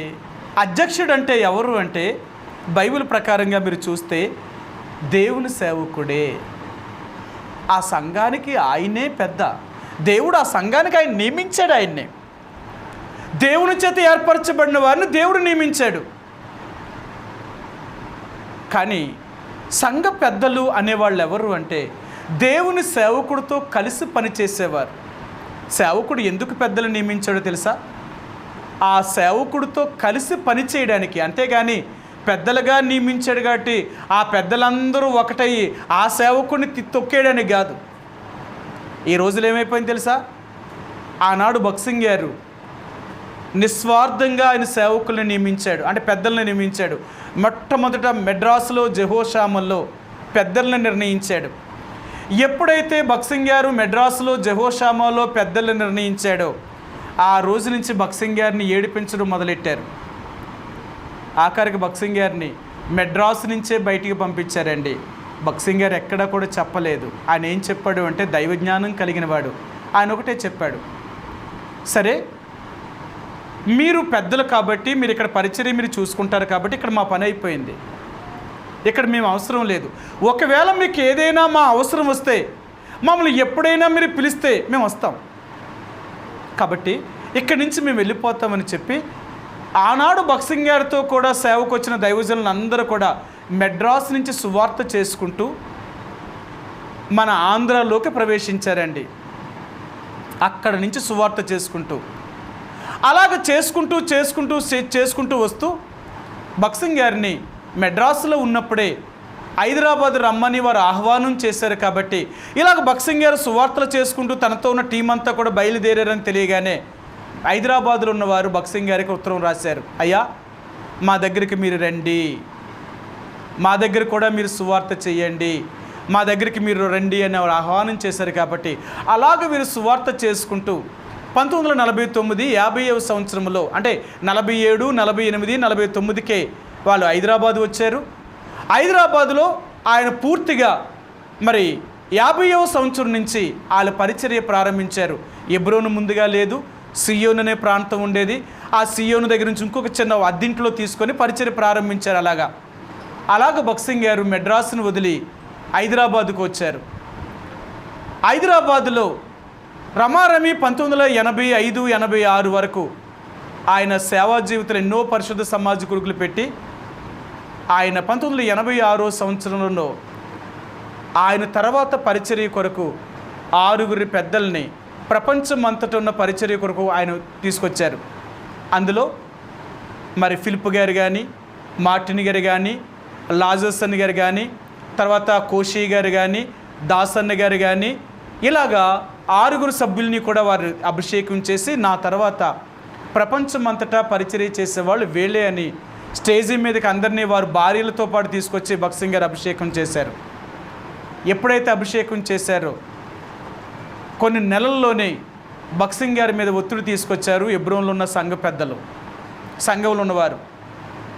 మరి మమ్మల్ని ఎందుకు నువ్వు పెద్దలుగా చేయలేదు, వాళ్ళని పెద్దలుగా చేసావు, మమ్మల్ని చెయ్యాలని భగత్ సింగ్ గారి మీద ఒత్తిడి తీసుకురావడం వల్ల భగత్ సింగ్ గారు మరి హైదరాబాదులో కూడా సంఘ పెద్దల్ని ఆయన ఒక బాడీని నిర్ణయించాడు. హెబ్రోన్ అనే trust, indigenous churches of Christ India అని పెట్టి ఒక సొసైటీని ఫామ్ చేసి అందులో సభ్యులు పెట్టి హెబ్రోనులోనే పెద్దలను నియమించాడు. ఎప్పుడైతే సంఘాల్లో పెద్దలను నిర్ణయించారో ఆ సంఘాలన్నీ పాడైపోయాయి. మీరు చూడండి, ఏ సంఘాల్లో అయితే భగత్ సింగ్ గారు దైవజనులను నమ్మి పెద్దలను తీసుకొచ్చారో ఆ పెద్దలందరూ ఏం చేశారో తెలుసా? సేవకుడినే బయటికి గెంటేసి ఈనాడు మందిరాలనే వారు ఆక్యుపై చేసుకొని వాళ్ళకి ఇష్టం వచ్చినట్లుగా డబ్బును ఉపయోగించుకుంటున్నారు, ఇష్టం వచ్చినట్లుగా దాన్ని వాడుతున్నారు. ఆఖరికి వారి దగ్గర సేవకుడు అంటే జీతగాడు. వాళ్ళు అంటున్నారు, ఒక 2 సంవత్సరాలకు హెబ్రోన్ నుంచి మాకు సేవకుడు కావాలి, మాకు సేవకుడిని అని అంటున్నారు. వాళ్ళు ఏమన్నారంటే సరే సేవకుడిని వేస్తున్నారు, 2 సంవత్సరాలు అయ్యేటప్పటికి మాకు ఈ సేవకుడిని మార్చేయండి, మరికో సేవకుడిని తీసిరండి అంటే ఇప్పుడు ఏమైపోయింది? సేవకుడు జీతగాళ్ళు అయిపోయారు. వాళ్ళ ఇష్టం, వాళ్ళకి డబ్బు ఉంది, మందిరాలు ఉన్నాయి, ఆస్తి ఉంది, వాళ్ళు ఏదంటే అదే చెల్లుతుంది. లోకం అంతే కదా, ఎవరికి డబ్బు ఉంటే వాళ్ళ మాటే చెల్లుతుంది, లేనోడి మాట ఏం చెల్లుతలేదు కదా. లోకములో ఏం జరుగుతుందో దేవుడు మందిరంలో కూడా అదే జరుగుతుంది. ఇంకా వాళ్ళకి వీళ్ళకి తేడా ఏముందండి? అది కాదు దేవుని పరిచర్య, మనకు నేర్పించింది అది కాదు. దైవజనుడు భగత్ సింగ్ గారు చూపించిన నమూనా అది కాదు. ఒకరి కష్ట దుఃఖంలో ఒకరు పాలివారు అవడం నేర్పించాడు. ఎక్కడ బలహీనమైన సంఘాలు ఉన్నాయో అలాంటి బలహీనమైన వారిని మనం బలపరచాలని చెప్పాడు ఆయన. కానీ ఆ రోజు నుంచి వాళ్ళు అలా చేశారు కాబట్టే ఈనాడు ఇన్ని సంఘాలు అభివృద్ధి చెందాయండి. ఈ రోజున ఒక్కొక్క మందిరాలు మన ఆంధ్రప్రదేశ్లో కొన్ని వేల సంఘాలు, తెలంగాణలో కొన్ని వేల సంఘాలు, ఇతర రాష్ట్రాల్లో కొన్ని వందల సంఘాలు ఎలాగున్నాయంటే వీళ్ళు ఇలా కష్టపడి పరిచర్య చేశారు. పూర్వం ఉన్న దైవ సేవకులు మాది అనుకోలేదు, ఇది మనది అనుకున్నారు. కానీ ఈరోజు సంఘాల్లో ఏమైపోయిందంటే ఇది మాది అంటున్నారు, మనది అంటలేదు.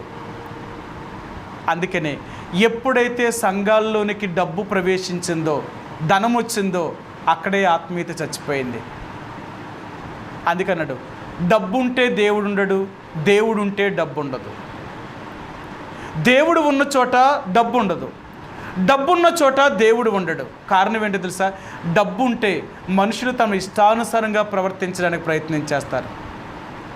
దేవుడు ఉంటే అక్కడ వారి ఇష్టానుసారంగా ప్రవర్తించే స్థలము కాదు.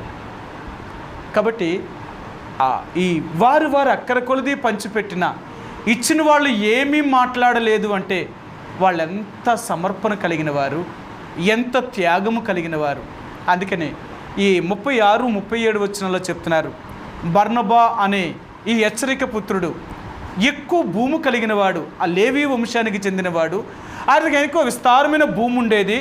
ఆ భూమి అంతటిని అమ్మేసి ఈయన కూడా అపోస్తలేక పాదముల దగ్గర తీసుకొచ్చి పెట్టేశారు. ఇంత డబ్బును కూడా వాళ్ళు పెట్టినప్పుడు కూడా వాళ్ళు ఏం చేసినా ఆయన ఎప్పుడూ లెక్క అడగలేదు. ఇది మొదటిది.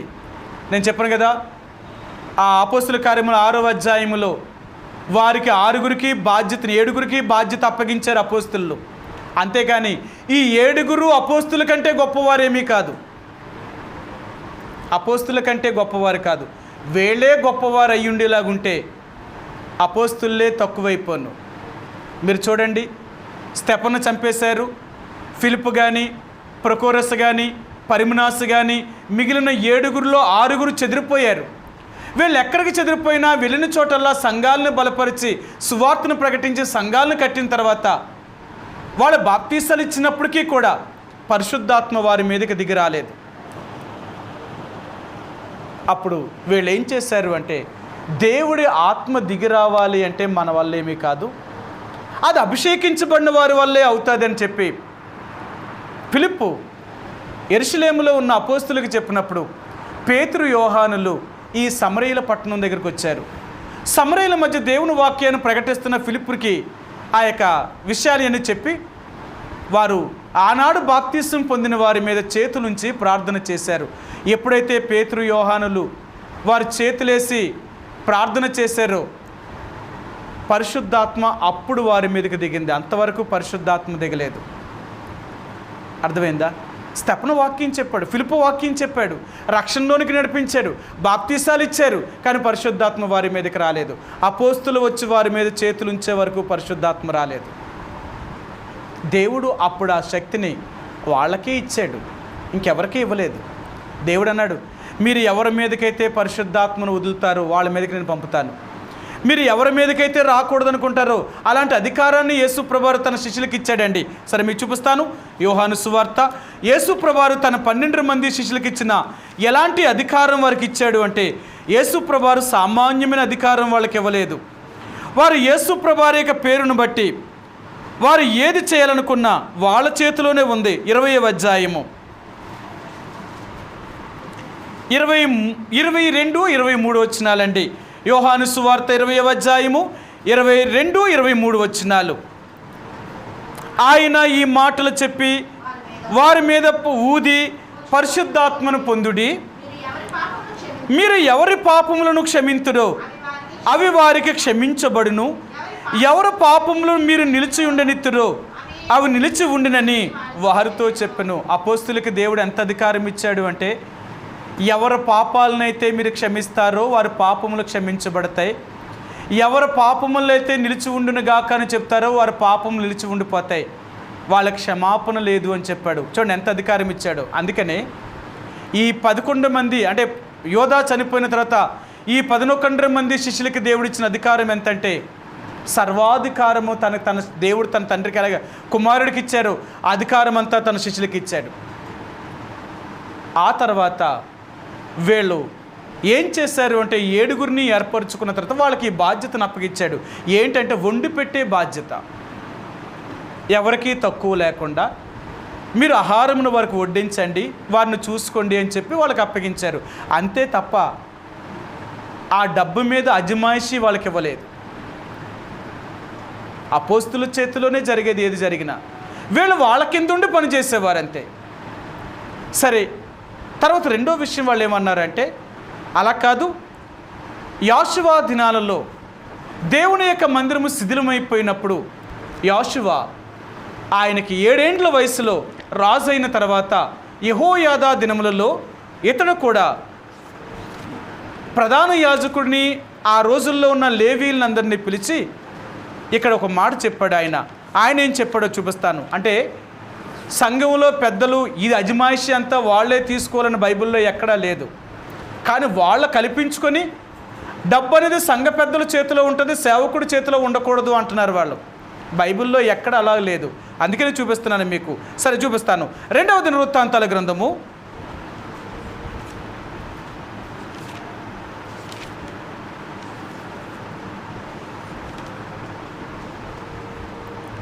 24వ అధ్యాయము 4 వచ్చినవండి. 24:4 2వ దినవృత్తాంతాల గ్రంథము 24వ అధ్యాయము 4వ వచనం. అంతటా యెహోవా మందిరమును బాగు చేయవలని యోవాషునకు తాత్పర్యము పుట్టెను గనుక అతడు యాజకులను లేవీలను సమకూర్చి, మీరు యోధా పట్టణములకు పోయి మీ దేవుని మందిరమును బాగు చేయుటకై ఇశ్రాయేలీయులందరి యొద్ద నుండి ధనమును ఏటేటా సమకూర్చుచు ఈ కార్యమును మీరు త్వరపెట్టవలని వారికి ఆజ్ఞ ఇచ్చెను, వారిని దానిని త్వరగా చేయకపోయినందున. ఇక్కడ ఏం జరిగింది అంటే, యావాషు ఏలన ఆరంభించిన తర్వాత యావాషు యాజకుల్ని పిలిచి అన్నాడు, అయ్యా మందిరం పాడైపోతుంది కదా, మందిరం పడిపోయే స్థితిలోకి వచ్చేసింది, మందిరాన్ని ముందు బాగు చేయండి అన్నారు. అప్పుడు యాజకులు ఏం చెప్పారంటే, అయ్యా మందిరాన్ని బాగు చేయాలి అంటే దానికి డబ్బు కావాలి కదా, మందిరాన్ని బాగు చేసే అంత డబ్బు లేదు అన్నారు. ఎందుకు లేదు అన్నారు? ప్రజలెవరూ దేవుడి యొక్క మందిరానికి డబ్బులు ఇవ్వలేనప్పుడు దాన్ని మేమెలా బాగు చేస్తాం? మాకు తినడానికే కష్టంగా ఉంది, మేము తినడానికే కష్టంగా ఉంటే దానికి మందిరాన్ని ఇంకేం బాగు చేయగలం అని అనగానే రాజు అన్నాడు, అయితే మీరు ప్రజల దగ్గరికి వెళ్ళి దేవుని మందిరము నిమిత్తము వారికి డబ్బును అడిగి తీసుకొని రండి అన్నాడు.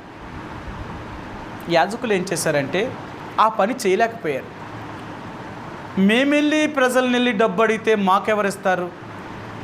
వీళ్ళు ఇచ్చేవాళ్ళు అయితే తమంతట తామే తెచ్చేస్తారు కదా, మేమెందుకు అడగాల? వాళ్ళు ఇవ్వరు అంటే ఇంక మేమెళ్ళి అడిగినా సరే ఇవ్వరు కదా అని వీళ్ళు కొంత తడవు చేశారు. అడిగినా సరే డబ్బులు ఎవరు ఇవ్వకపోవడం వల్ల దీన్ని బాగు చేయలేకపోయారు. అప్పుడు యావాషుకి ఒక తాత్పర్యం పుట్టింది. ఆయన ఏం చెప్పాడంటే, దేవుని యొక్క మందిరములో ఇప్పుడు దాకా దేవుని సందా వేసే అంటే ఈ బాక్స్ కాక వేరొక బాక్స్ని పెట్టండి అన్నాడు. దేవుడి మందిరంలోనే పెట్టమన్నాడు ఆయన. సరే, మీకు ఆ మాట కూడా చూపిస్తాను. ఆయన ఏం చెప్పాడో మీకు చూపిస్తాను.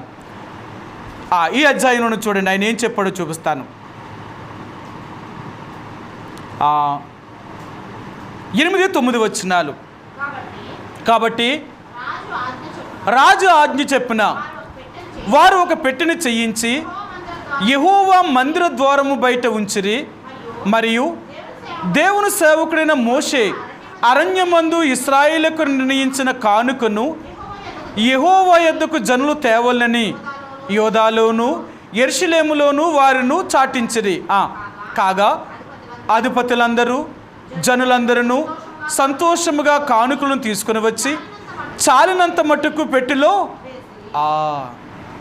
ఇదేం కానుక? ఒక మందిరంలో ఇలాగే పెట్టారు. అక్కడున్న పెద్దలు ఏం చేశారంటే, మరి వచ్చే సందా సేవకుడు తీసుకోవడానికి తినడానికి సరిపోతుంది అలా కాదు, దేవుడు మందిరములో అంటే దేవుడు మందిరము నిమిత్తము కొంత డబ్బును మనం నిల్వ చేయాలి కాబట్టి ఆదివారం 2 బాక్సులు పెట్టేవారు. 2 బాక్సులు పెట్టారు. ఇప్పుడు కానుకలు దేంట్లో వేయాలా? 2 పెట్టెల్లోనే వేయాలా? 2 పెట్టెల్లోనే వేయాలా? అప్పుడు 2 పెట్టెల్లో వేయాలంటే ఇప్పుడు విశ్వాసులు ఏం చేస్తారు? సరే, వాళ్ళు ఒక వారం అంటే వాళ్ళకు వచ్చిన దశమ భాగం కావచ్చు, వాళ్ళ పంటలో పండింది కావచ్చు, ఉద్యోగులను కావచ్చు, ఒక 1000 రూపాయలు దేవుడు ప్రతి నెల వారు కానుకేస్తున్నారు అనుకో, వాళ్ళ దశమ భాగం అనుకోండి. ఇప్పుడు 2 పెట్టెలు పెట్టారు. ఈ 2 పెట్టెల్లో ఎంత వేయాలంటారు? ఒకటేమో మందిరం బాగు చేయడం కొరకు ఒక పెట్టి, ఒక పెట్టేమో సేవకుడు తినడానికి ఒక పెట్టి. ఇప్పుడు ఈ కానుకలు ఎలాగేయాలా? కానుక పెట్టెలో అంటే దశమ భాగం అంటే 1000 రూపాయలు ఏ పెట్టెలు వేయాలా? దేవుని సేవకుడికి వేసే పెట్టెలు వేయాలా? మరి మందిరాన్ని బాగు చేసే పెట్టెలో స్వేచ్ఛార్పణ అంటే ఇది ఎక్కడిది? అలా వేస్తారా విశ్వాసులు? ఏం చేసేవారు అంటే 1000 రూపాయల్లో 500 ఎక్కడ వేసేవారు, 500 ఎక్కడ వేసేవారు. ఇప్పుడు సేవకుడికి ముందేస్తేనే కడుపు నిండేది కాదు. ఇప్పుడు ఇందులో 500 ఇక్కడ 500 అక్కడ వేస్తున్నారు. ఇంకెలా కొడుతుంది సేవకుడికి? అప్పుడు సేవకుడు అన్నాడు, ఇదేంటి మీరు 2వ పెట్టి పెట్టడం వల్ల వేసేది కూడా వేయడం మానేస్తారు. ఇంతకుముందు ఇక నెలలో ఇంత ఆఫరింగ్ వచ్చేది, ఇప్పుడు ఈ ఆఫరింగ్ తగ్గిపోయింది అన్నారు. అప్పుడు వాళ్ళు ఏమన్నారంటే, వాళ్ళ ఇష్టం, వేసేవాళ్ళు ఇష్టం, దాన్ని నువ్వెవరో కాదనడానికి, నువ్వు తింటే తిను లేకపోతే పడుండు అన్నారు. అది న్యాయమా? బైబిల్ ఏం చెప్తుంది? నూర్చెడి ఎద్దుకి మూతి చెక్కం పెట్టకూడదు. ఒకప్పుడు ఏం చేసేవారంటే రాత్రంతా ఎడ్లతోతే తొక్కించేవారు చేన్ని. రాత్రంతా ఎడ్లతో ఈ తొక్కించాలి అంటే వాటికి నోరు కడితే రాత్రంతా నడుస్తాయా? నడవు కదా. వాటి రాత్రంతా నడవాలంటే మేము లంకెలు తోలేవాళ్ళం అన్నమాట. మా రోజుల్లో ట్రాక్టర్లు చాలా తక్కువ. ఆ రోజుల్లో చేలు నూర్చాలి అంటే ఎడ్లతోటే తొక్కించేవాళ్ళం. 4-5 లంకెలు కట్టేవారు అన్నమాట. వాటిని అలా నడిపిస్తూ తెల్లవారు నడిపిస్తూనే ఉండేవాళ్ళం. రాత్రి 6-7 గంటలకు మొదలెట్టేవాళ్ళం. 8-9 గంటలకి తెల్లవారులు వాటిలతో పాటు నడుస్తూనే ఉండేవాళ్ళం అనమాట. అలాగైతే తెల్లవారు అయిన తర్వాత ఆ ఎడ్లను మళ్ళీ విప్పేసి కట్టేసి ఇప్పుడు మళ్ళీ ఆ గడ్డినంతటిని తీసి ధాన్యాన్ని వేరు చేసేవాళ్ళం. ఇది పని అన్నమాట. అందుకన్నాడు రాత్రంతా మన చేను తొక్కే ఎడ్లకి రాత్రంతా నడవాలి అంటే వాటికి గడ్డి ఎక్కడది? ఈ చైన్నే తింటాయి. ఎంత తిన్నా వాటిని కొట్టేవాళ్ళం కాదు. ఎందుకంటే మన కోసం కష్టపడుతున్న వాటికి మనం పెట్టకపోతే తప్పు. అవి తింటానే ఉండేవి, తిరుగుతూనే ఉండేవి. అవి ఎంత తిన్నా రైతు లెక్క చేసేవాడు కాదు. ఎందుకంటే నా చేను పండించే అవే లేకపోతే నేను ఎలాగనేవాడు. అలాగే ఒక దేవుని సేవకుడు లేకుండా సంఘం ఎలాగ అభివృద్ధి చెందుతుంది? పెద్దలైనా చేయగలరా? ఈ రోజు పెద్దలు చేయమనండి, సంఘాలు కట్టమనండి. ఏదైనా ఊరు వదిలేసి వెళ్ళిపోయి వాళ్ళ సంఘం కట్టేప్పుడు చెప్పమనండి. ఉన్న సంఘాన్ని తీసుకుని ఏళ్ళడం కాదు. వాళ్ళు ఒకరు కట్టిన సంఘాన్ని వీళ్ళ తీసేసుకుని ఏళ్ళడంలో ఏముందండి? వీళ్ళు కట్టమనండి వీళ్ళు సంఘాన్ని. వీళ్ళు చేయరా పని? వీళ్ళు ఎలాంటి తెలుసా? ఇప్పుడు వచ్చిన వాళ్ళు పెద్దలందరూ తెలుసు, దేవుని సేవకులు కట్టిన సంఘాన్ని వీళ్ళు తీసేసుకున్నారు. వీళ్ళు తీసుకున్నారండి. వీళ్ళే కాదు, సంఘాలు ఎవరు కట్టారు? ప్రారంభ దినాలంటే దేవుని సేవకులు ఎంతో కష్టపడి కట్టారు. వాళ్ళ ప్రయాసము వాళ్ళ త్యాగం వల్లే ఈరోజు సంఘాలు ఇన్ని పెద్ద అయ్యాయి. ఇప్పుడు వచ్చిన వాళ్ళు ఏం చేశారంటే ఆ సంఘాలను వీళ్ళ తీసేసుకొని పెద్దలు మేమేం చెప్తా చెయ్యండి అంటున్నారు. ఇదెంత న్యాయం? సరే, ఏదేమైనా దేవుడి దగ్గర ఒక రోజు లెక్క చెప్పవలసింది ఉంది.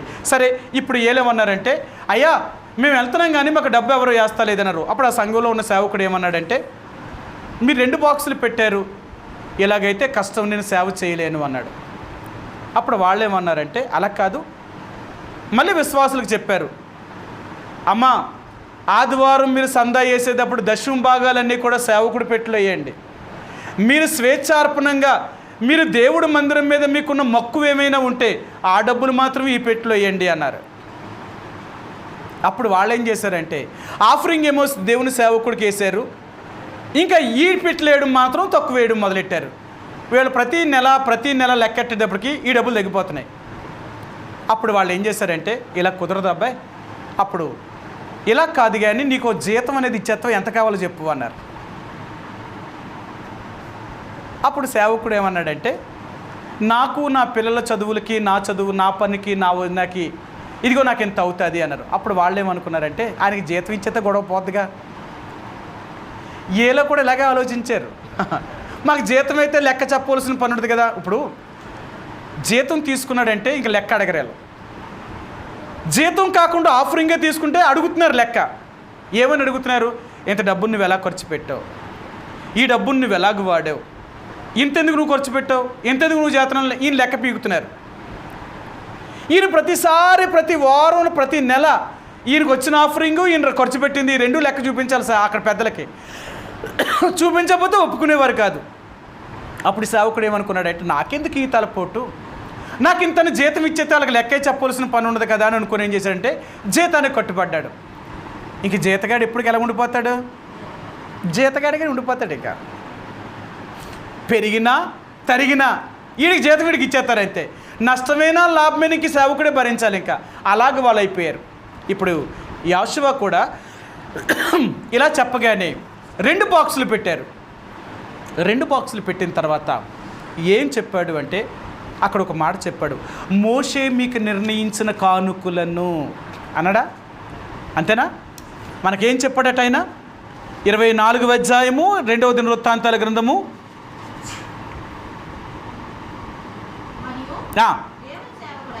దేవుని సేవకుడైన మోషే అరణ్యమందు ఇశ్రాయేలీయులకు నిర్ణయించిన కానుకను యెహోవా యొద్దకు జనులు తేవలెనని. ఎవరు నిర్ణయించాడట కానుకల్ని? అరణ్యమందు మోషే నిర్ణయించాడట. మోషే ఎలా నిర్ణయించాడు వాళ్ళ కానుకల్ని? మీ అందరికీ తెలుసు కదా. సంఖ్యాకాండము 25వ అధ్యాయము. సంఖ్యాకాండము 25వ అధ్యాయంలో మోషే ఆనాడు ఇశ్రాయేళ్ల చేత కానుకల్ని ఎలా తీసుకున్నాడో చూపిస్తాను మీకు. మొదటి 2 వచనాలండి. 25వ అధ్యాయము మొదటి 2 వచనాలండి. యెహోవా మోషేకి ఇలాగు సెలవిచ్చెను, నాకు ప్రతిష్టార్పణము తీసుకొని రండి అని నిర్గమాకాండమేనా? క్షమించని నిర్గమాకాండము నిర్గమాకాండము 25వ అధ్యాయము, నిర్గమాకాండము 25వ అధ్యాయము 1-2 వచనాలండి. నాకు ప్రతిష్ఠితార్పణము తీసుకుని రండని ఇశ్రాయేలీయులతో చెప్పుము.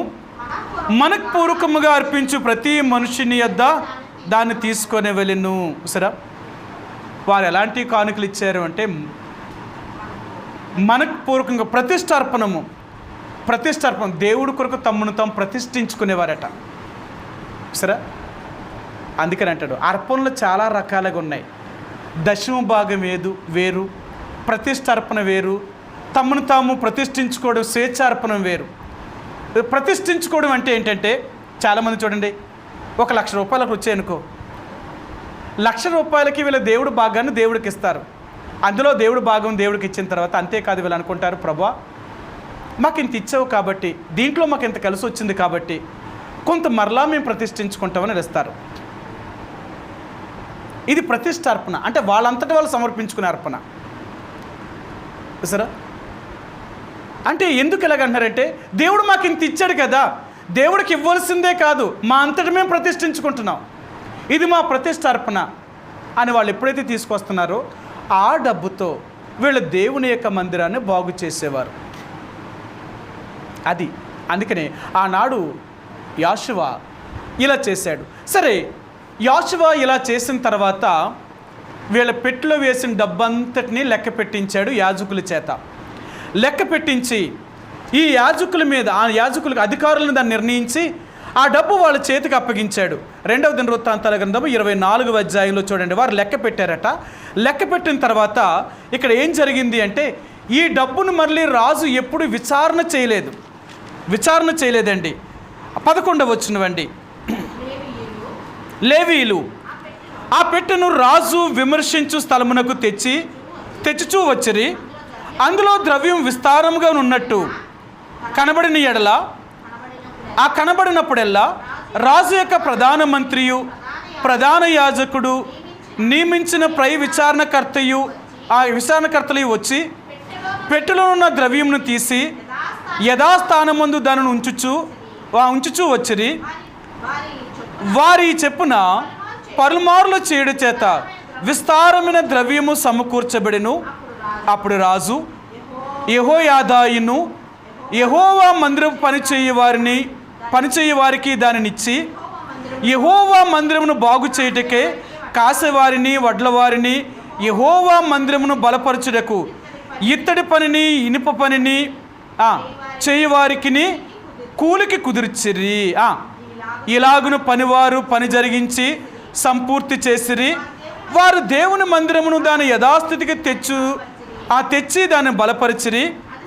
అది సిద్ధమైన తరువాత మిగిలిన ద్రవ్యమును రాజునొద్దకును యెహోయాదా యొద్దకును తీసుకుని రాగా, వారు దాని చేత యెహోవా మందిరపు సేవయందు ఉపయోగపడినట్లు దహన బలులను అర్పించుట ఎందును ఉపయోగపడినట్లును ఉపకరణములను, గరిటెలను, వెండి బంగారు ఉపకరణములను చేయించిరి. యెహోయాదాయున్న దినములన్నీయు యెహోవా మందిరములో దహన బలులు నిత్యము అర్పింపబడిను.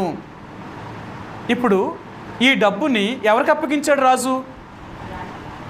మళ్ళీ యాజకులకే అప్పగించాడు. పెద్దలకు ఇచ్చాడా? అది చదువుతలేదు వాళ్ళు. యెహోయాదా ఏం చేశాడు? డబ్బుల మీద పై విచారణ కదా అధికారులు నిర్ణయించాడు. అధికారులు పెట్టిన డబ్బు ఎవరికి ఇచ్చారు? ఏలే ఇచ్చారు. పనంతా ఏలే చేశారు. యాజకులే దాని మీద విచారణకర్తలు. మళ్ళీని ఒక మంత్రిని నిర్ణయించి ఆ యెహోయాదాను మధ్యలో పెట్టి ప్రధాన యాజకుడు ఈ ద్రవ్యం అంతా లెక్క చేశారంటే పోగు చేసి ఆ డబ్బు అంతా మళ్ళీ వీళ్ళకి ఇచ్చారు. ఇచ్చిన తర్వాత ఒక్కసారి కూడా రాజు విచారణ చేయలేదు. ఒక్కసారి యాజకులకు ఇచ్చిన తర్వాత దాని విషయంలో వాళ్ళు ఎప్పుడూ అడగలేదు తిరిగి. మరి ఎక్కడొచ్చారు ఈ పెద్దలు?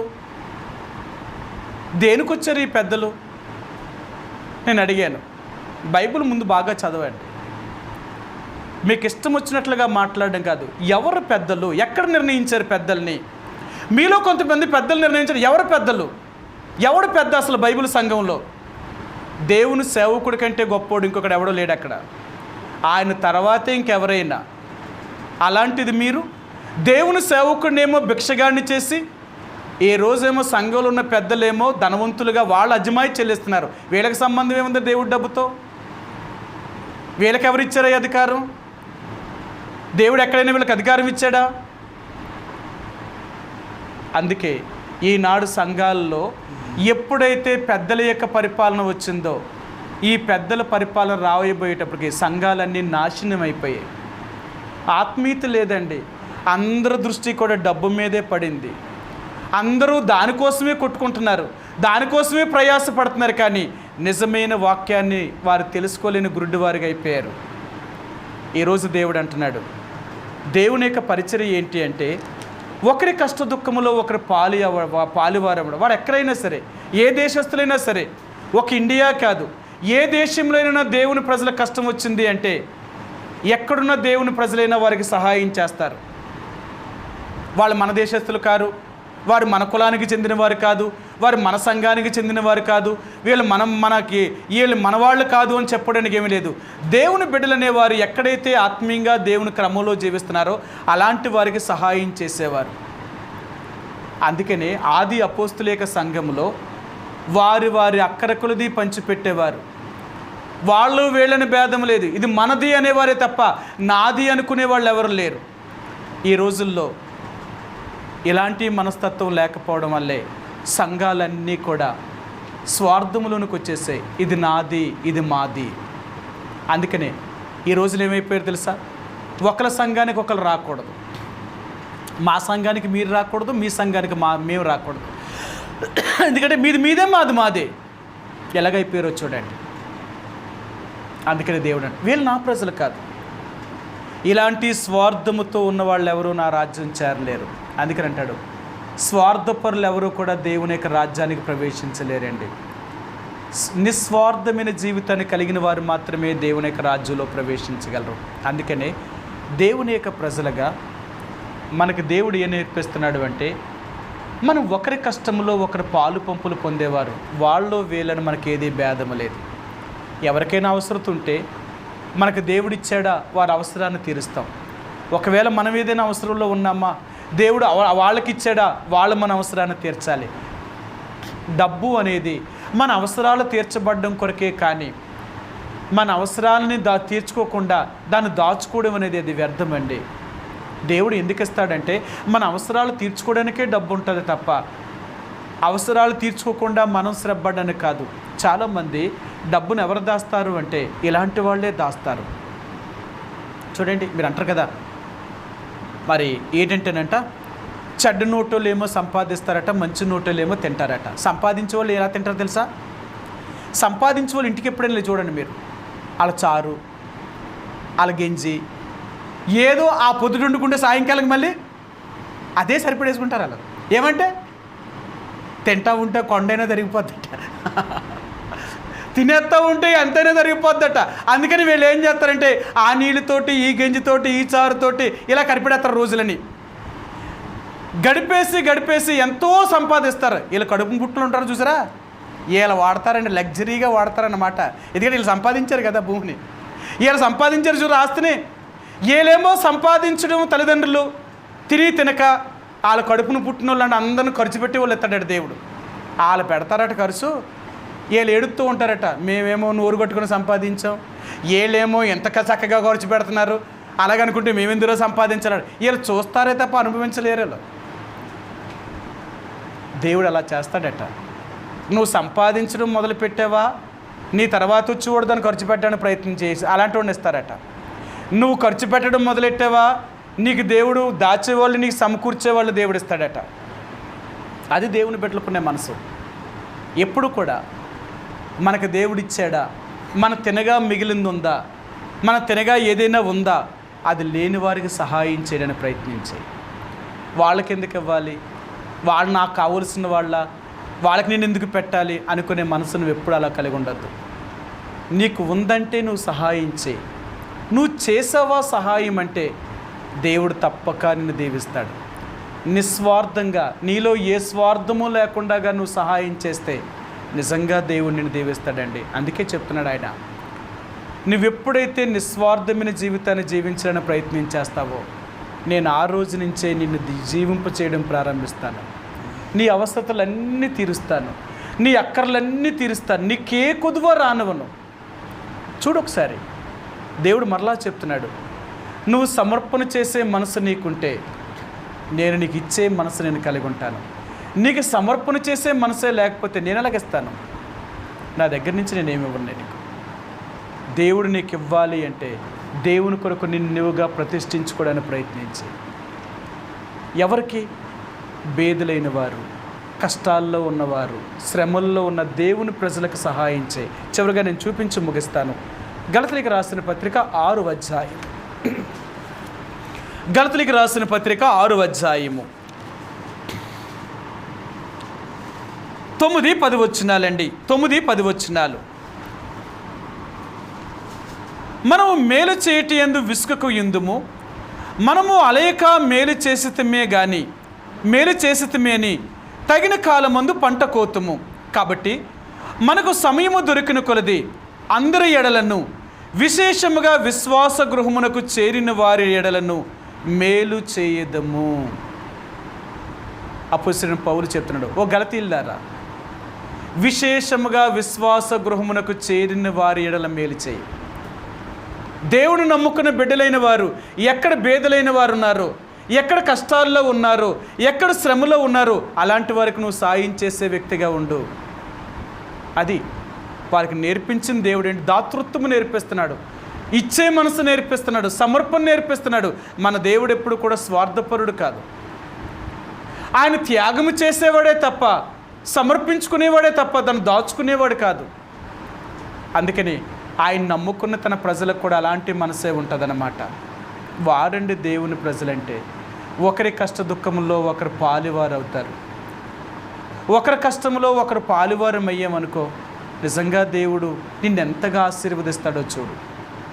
కాబట్టి రాత్రి దేవుడు ఏంటంటే, వారి అక్కర కొలది ఆ ధనాన్ని పంచిపెట్టిన ఇచ్చిన వాళ్ళు ఏమీ మాట్లాడలేదు. మా డబ్బేంటి మీరు పంచి పెడుతున్నారేంటి, మా డబ్బునేంటి మీ ఇష్టసరంగా వాడడం ఏంటి, మా డబ్బునేంటి మీరు వాడడమే, ఖర్చు పెట్టడం ఏంటి అని వాళ్ళు ఏమంటలేదు.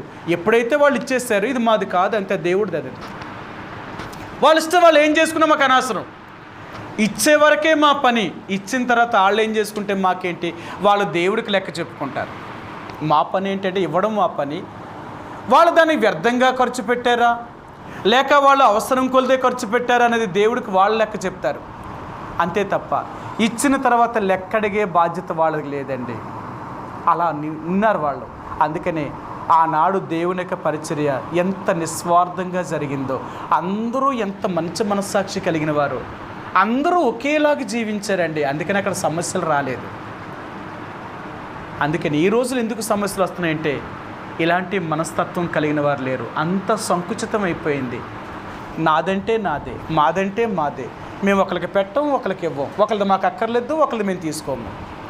ఇప్పుడు ఎలాగైపోయినా ఒకరిది మాకొద్దు, మాది ఒకరిది అక్కర్లేదు. అది ఎలాగవుద్ది? నువ్వు పెట్టకపోయి ఒకరిది నీకు వద్దంటున్నావు, కరెక్ట్, అది మంచిదే. నువ్వు తీసుకోవట్లేదు, నువ్వు ఎవరిది తీసుకోలేదు కాబట్టి నిన్ను సహాయం చేయమని చెప్పలేదు, సహాయం వద్దని చెప్పలేదు కదా.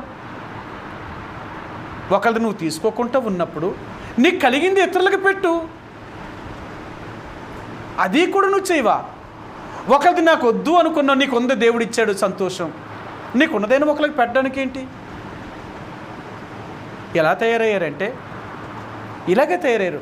ఒకరిది మాకొద్దు, మాది ఒకరికి పెట్టం. ఇంకెలాగుంటే మనం దేవుడు బిడ్డలం ఏంటండి? ఇక నువ్వు ఎవరిని ప్రేమిస్తావు? కష్టాల్లో ఉన్నవారిని, బాధల్లో ఉన్నవారిని నువ్వు ప్రేమించడం ఏంటి? అది కాదు. మన సిద్ధాంతం ఏంటో తెలుసా? దేవుడు చెప్పింది, ఒకరిది నువ్వు ఆశించకుండా ఉండాలి అనేది దేవుని సిద్ధాంతమే. నీ పొరుగువానిది ఏది ఆశించొద్దు అన్నాడు. అలాగే దేవుడు మరో మాట ఏం చెప్పాడు? వాడిని ప్రేమించాలా. ఆడి కష్టంలో ఉన్నప్పుడు, బాధలో ఉన్నప్పుడు నువ్వు చేయగలిగిన సహాయం నువ్వు చేయాలా. అది నువ్వు దేవుని ప్రేమ. ఆశించడం తప్పే, కానీ పెట్టడం తప్పు కాదు. నువ్వు చెయ్యాలి. అది దేవుని బిడ్డ అంటే. ఎప్పుడైతే నీకు ఇలాంటి మనసు ఉంటుందో నువ్వెప్పుడూ దీవించబడతావు. చూడు ఒకసారి నీ జీవితంలో నువ్వు పెట్టడానికి నేర్చుకో, దేవుడు నిన్ను ఎంత దీవిస్తాడో చూడు. నేను అదే నేర్చుకున్నాను. సాధ్యమైనంత వరకు నా నుండి ఎవరికైనా పెట్టాలని ఆలోచిస్తానే తప్ప ఒకళ్ళు తీసుకోవాలని ఆలోచించను. ఒకవేళ వాళ్ళంతటా వాళ్ళు తీసుకొచ్చిస్తే నేను తీసుకుంటానేమో, కానీ నా అంతటి నేను ఎవరి దగ్గర నుంచి ఇది నాకు కావాలి అని నేను అడగను, ఇది నాకు ఇవ్వండి అని అడగను కూడా. నేను ఎందుకు అడగాల? నేను అడగకూడదు, ఇది తప్పు. నాకు కలిగితే నేను పెడతాను. నాకు దేవుడు ఇచ్చాడా, నేను ఇస్తాను. నాకు దేవుడు నాకు సహాయం చేయమన్నాడా, నేను సహాయం చేస్తాను. అంతవరకు మాత్రమే.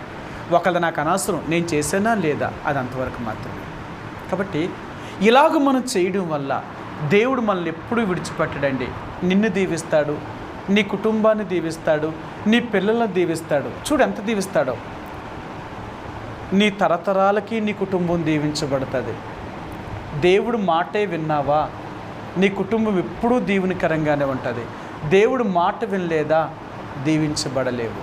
కాబట్టి రాత్రికాల సమయంలో దేవుని యొక్క ప్రజలుగా ఆనాడు వారి అక్కర కొలదియే డబ్బును పంచిపెట్టిన, వాళ్ళ సొంత డబ్బుని అంత ధారాళంగా ఇచ్చేస్తున్నా, ఆనాడు విశ్వాసులైన వారు, శిష్యులైన వారు ఒక్క మాట కూడా మాట్లాడలేదండి.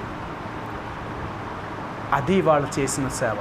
అందుకని ఈరోజు నువ్వు నేను కూడా అలాంటి మనసు కలిగి ఉండాలి. స్వార్థపూరితమైన మనసు కాదు, నిస్వార్థమైన మనసు.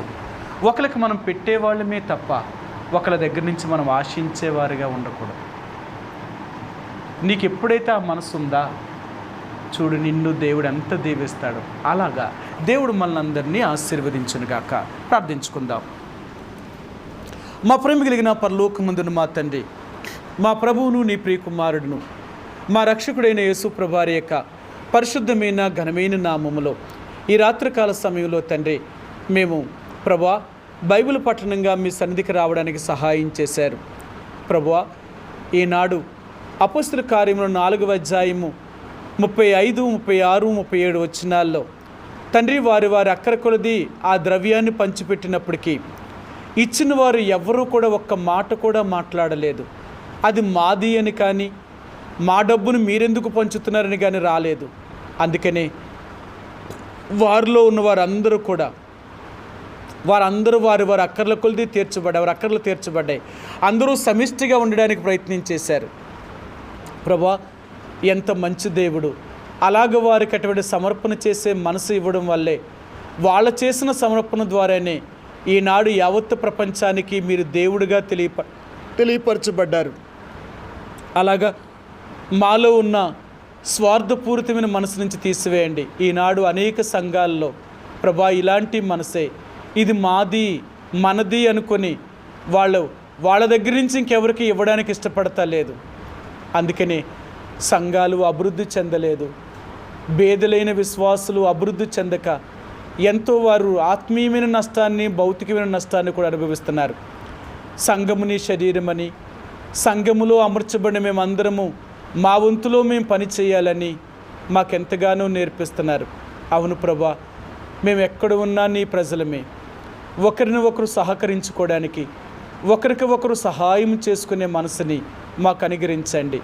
కష్టములో ఉన్నవారిని, బాధల్లో ఉన్నవారిని, ఇబ్బందుల్లో ఉన్నవారిని మేము కరుణించేవారిగా, వారికి సహాయం చేసేవారిగా మమ్మల్ని సిద్ధపరచండి. మాలో కఠినమైన మనసును తీసివేయండి. మాలో స్వార్థపూరితమైన మనసును తీసివేసి నిస్వార్థమైన మనసును అనుగ్రహించి జాలి, దయ, కనికరము, దీర్ఘశాంతము ఇలాంటి మనసును కలిగి ఉండేవారిగా నన్ను మమ్మల్ని సిద్ధపరచమని ఈ రాత్రి మీ చేతులకు అప్పగించుకుంటున్నాను. ప్రభా ఈ రాత్రి మీ ఇంటికి వచ్చిన నీ బిడ్డల బట్టి వందనాలు. విన్న వాక్యాన్ని మాలో నీరుకట్టి ఫలింపు చేయండి. వాక్యానుసారంగా జీవించేవారిగా సిద్ధపరచండి. సమయంలో తండ్రి సోదరు లిడియా సిస్టర్ని జ్ఞాపకం చేసుకుంటున్నాం. దేవా తన కుటుంబాన్ని ఇంతవరకు భద్రపరిచారు. అలాగే తన యొక్క మనవడిని కనికరించండి. శైలజ తన చిన్న కుమారుడు మరి ఫిడ్స్తో బాధపడుతుంటుండగా బిడ్డకు జ్వరం నుంచి నివారణ దయచేయండి. సంపూర్ణంగా బిడ్డను స్వస్థపరచండి. హాస్పిటల్ అడ్మిట్ అయి ఉంటుండగా బిడ్డకి మీరేమీ గాయపడిన స్థానం ఉంచండి. ఇప్పటికైనా వారు నువ్వు నిజమైన దేవుడు అని మారు మనసు రక్షణ అనుభవంలోనికి రాగలుగుట్లో కృప చూపించండి. బిడ్డకు మంచి ఆరోగ్యాన్ని దయచేయండి. అలాగే తండ్రి సహోదరిని తన కుటుంబాన్ని కూడా కాపాడండి. తను చేస్తున్న వ్యాపారాన్ని దీవించి వారి కుటుంబానికి కావలసిన ప్రతి అవసరతను తీర్చండి. అలాగే ప్రభువా మరొకసారి మీ చేతులకు అప్పగించుకుంటున్నాం. తిరిగి ప్రభా సోదరి లేయా సిస్టర్ని కనికరించండి. వారి కుటుంబాన్ని కూడా బలపరచండి. తన బలహీనతలపై గాయపడిన స్థానం ఉంచండి. వారు చేస్తున్న వ్యాపారం కూడా దీవెనకరంగా చేసే బిడ్డల చదువుల్లో తోడుగుండండి. అలాగే ప్రభా మరి దవ సోదరి ఈశ్వర సిస్టర్ గారిని కూడా జ్ఞాపకం చేసుకుంటున్నాం. ఇంతవరకు ఇచ్చిన ఆరోగ్యాన్ని బట్టి వందనాలు దేవ. తన భర్తను తన బిడ్డలను కూడా రక్షించండి. వారి కుటుంబాన్ని కూడా మారు మనసు తగిన జీవితాన్ని జీవించుట్లో వారిని సిద్ధపరచండి. వారి కుటుంబంలో ప్రతి అవసరతను తీర్చండి. అలాగే సోదరి ప్రిస్కిలా సిస్టర్ వారి కుటుంబాన్ని జ్ఞాపకం చేసుకుంటున్నాం. మీరే సంపూర్ణమైన తండ్రి ఉద్యోగ బాధ్యతలో సహాయాన్ని ఇంతవరకు దయచేసరికి ముందు కూడా సహాయాన్ని దయచేయండి. ఇంతవరకు ఇచ్చిన ఆరోగ్యక్షేమంలో బట్టి వందనాలు దేవ. కాపాడండి. అలాగే తండ్రి సహోదరుని కూడా తిరిగి సమకూర్చండి. బిడ్డ యొక్క చదువులో తోడుగుండా ఆరోగ్యాన్ని భద్రపరచండి. అలాగే ప్రభా సోదరి మిరియామ్ను కూడా జ్ఞాపకం చేసుకుంటున్నాం. మిరియం యొక్క మరి చదువులో మరి సహాయాన్ని దయచేయండి. అలాగే ప్రభా తన తల్లి రూతమ్మ గారిని అలాగే సోదరి నా యొక్క మరి కుటుంబాన్ని వారి కుటుంబంలో రక్షణ లేని వారికి రక్షణ దయచేసి నిన్ను దేవుడిగా కలిగి ఉండే భాగ్యాన్ని దయచేయండి. వారి ఆర్థిక ఇబ్బందుల నుంచి కూడా విడుదల దయచేయండి. ఇలాగ ప్రభా మోహన్ను కూడా జ్ఞాపకం చేసుకుంటున్నాం. తను కూడా ఆత్మీయ జీవితంలో ఆత్మీయ ఎదుగుట్లో సిద్ధపరచండి దేవ. తనకు చదువులో కావలసిన జ్ఞానమును తెలివిని జ్ఞాపక శక్తిని అనుగ్రహించండి. వచ్చే నెలలో తన ఎగ్జామ్స్ కొరకే సిద్ధపడుతుండగా సహాయాన్ని దయచేయండి. మంచి రిజల్ట్తో పాస్ అవ్వడానికి కృప చూపించండి. తన తల్లిని తన చెల్లెలను కూడా ఆత్మీయంగా బలపరచండి. అలాగే తండ్రి మమ్మల్ని కూడా మీ చేతులకు అప్పగించుకుంటున్నాం. నేను నా కుటుంబము కూడా నమ్మకంగా నిన్ను సేవించుట్లో సిద్ధపరచండి దేవ. ఇంతవరకు మా ప్రతి అవసరతలను అక్కర్లు తీరుస్తూ వచ్చారు. ఇక ముందున్న దినాల్లో కూడా మా ప్రతి అవసరతను ప్రతి అక్కర్ను తీర్చి ఉన్నవాడుగాని వాడుగా మీ నామాన్ని రుజువుపరచమని మీ చేతులకు అప్పగిస్తూ మహిమా ఘనత ప్రభావాలు మీకే ఆరోపిస్తూ యేసు ప్రభువారి యొక్క పరిశుద్ధమైన నామములో ప్రార్థించి స్తుతించి అడిగి వేడుకుంటున్నాం మా తండ్రి. ఆమేన్. మనలో కార్యసాధకముకు తన శక్తి చెప్పున మనం అడుగు వాటన్నిటికంటేను ఊహించు వాటన్నిటికంటేను అత్యధికంగా చేయగల శక్తిలా దేవునికి సంఘములో తరతరములు సదాకాలము క్రీస్తు యేసు ద్వారా మహిమ కలుగునుగాక. ఆమేన్. ప్రైజ్ లార్డ్ అండి.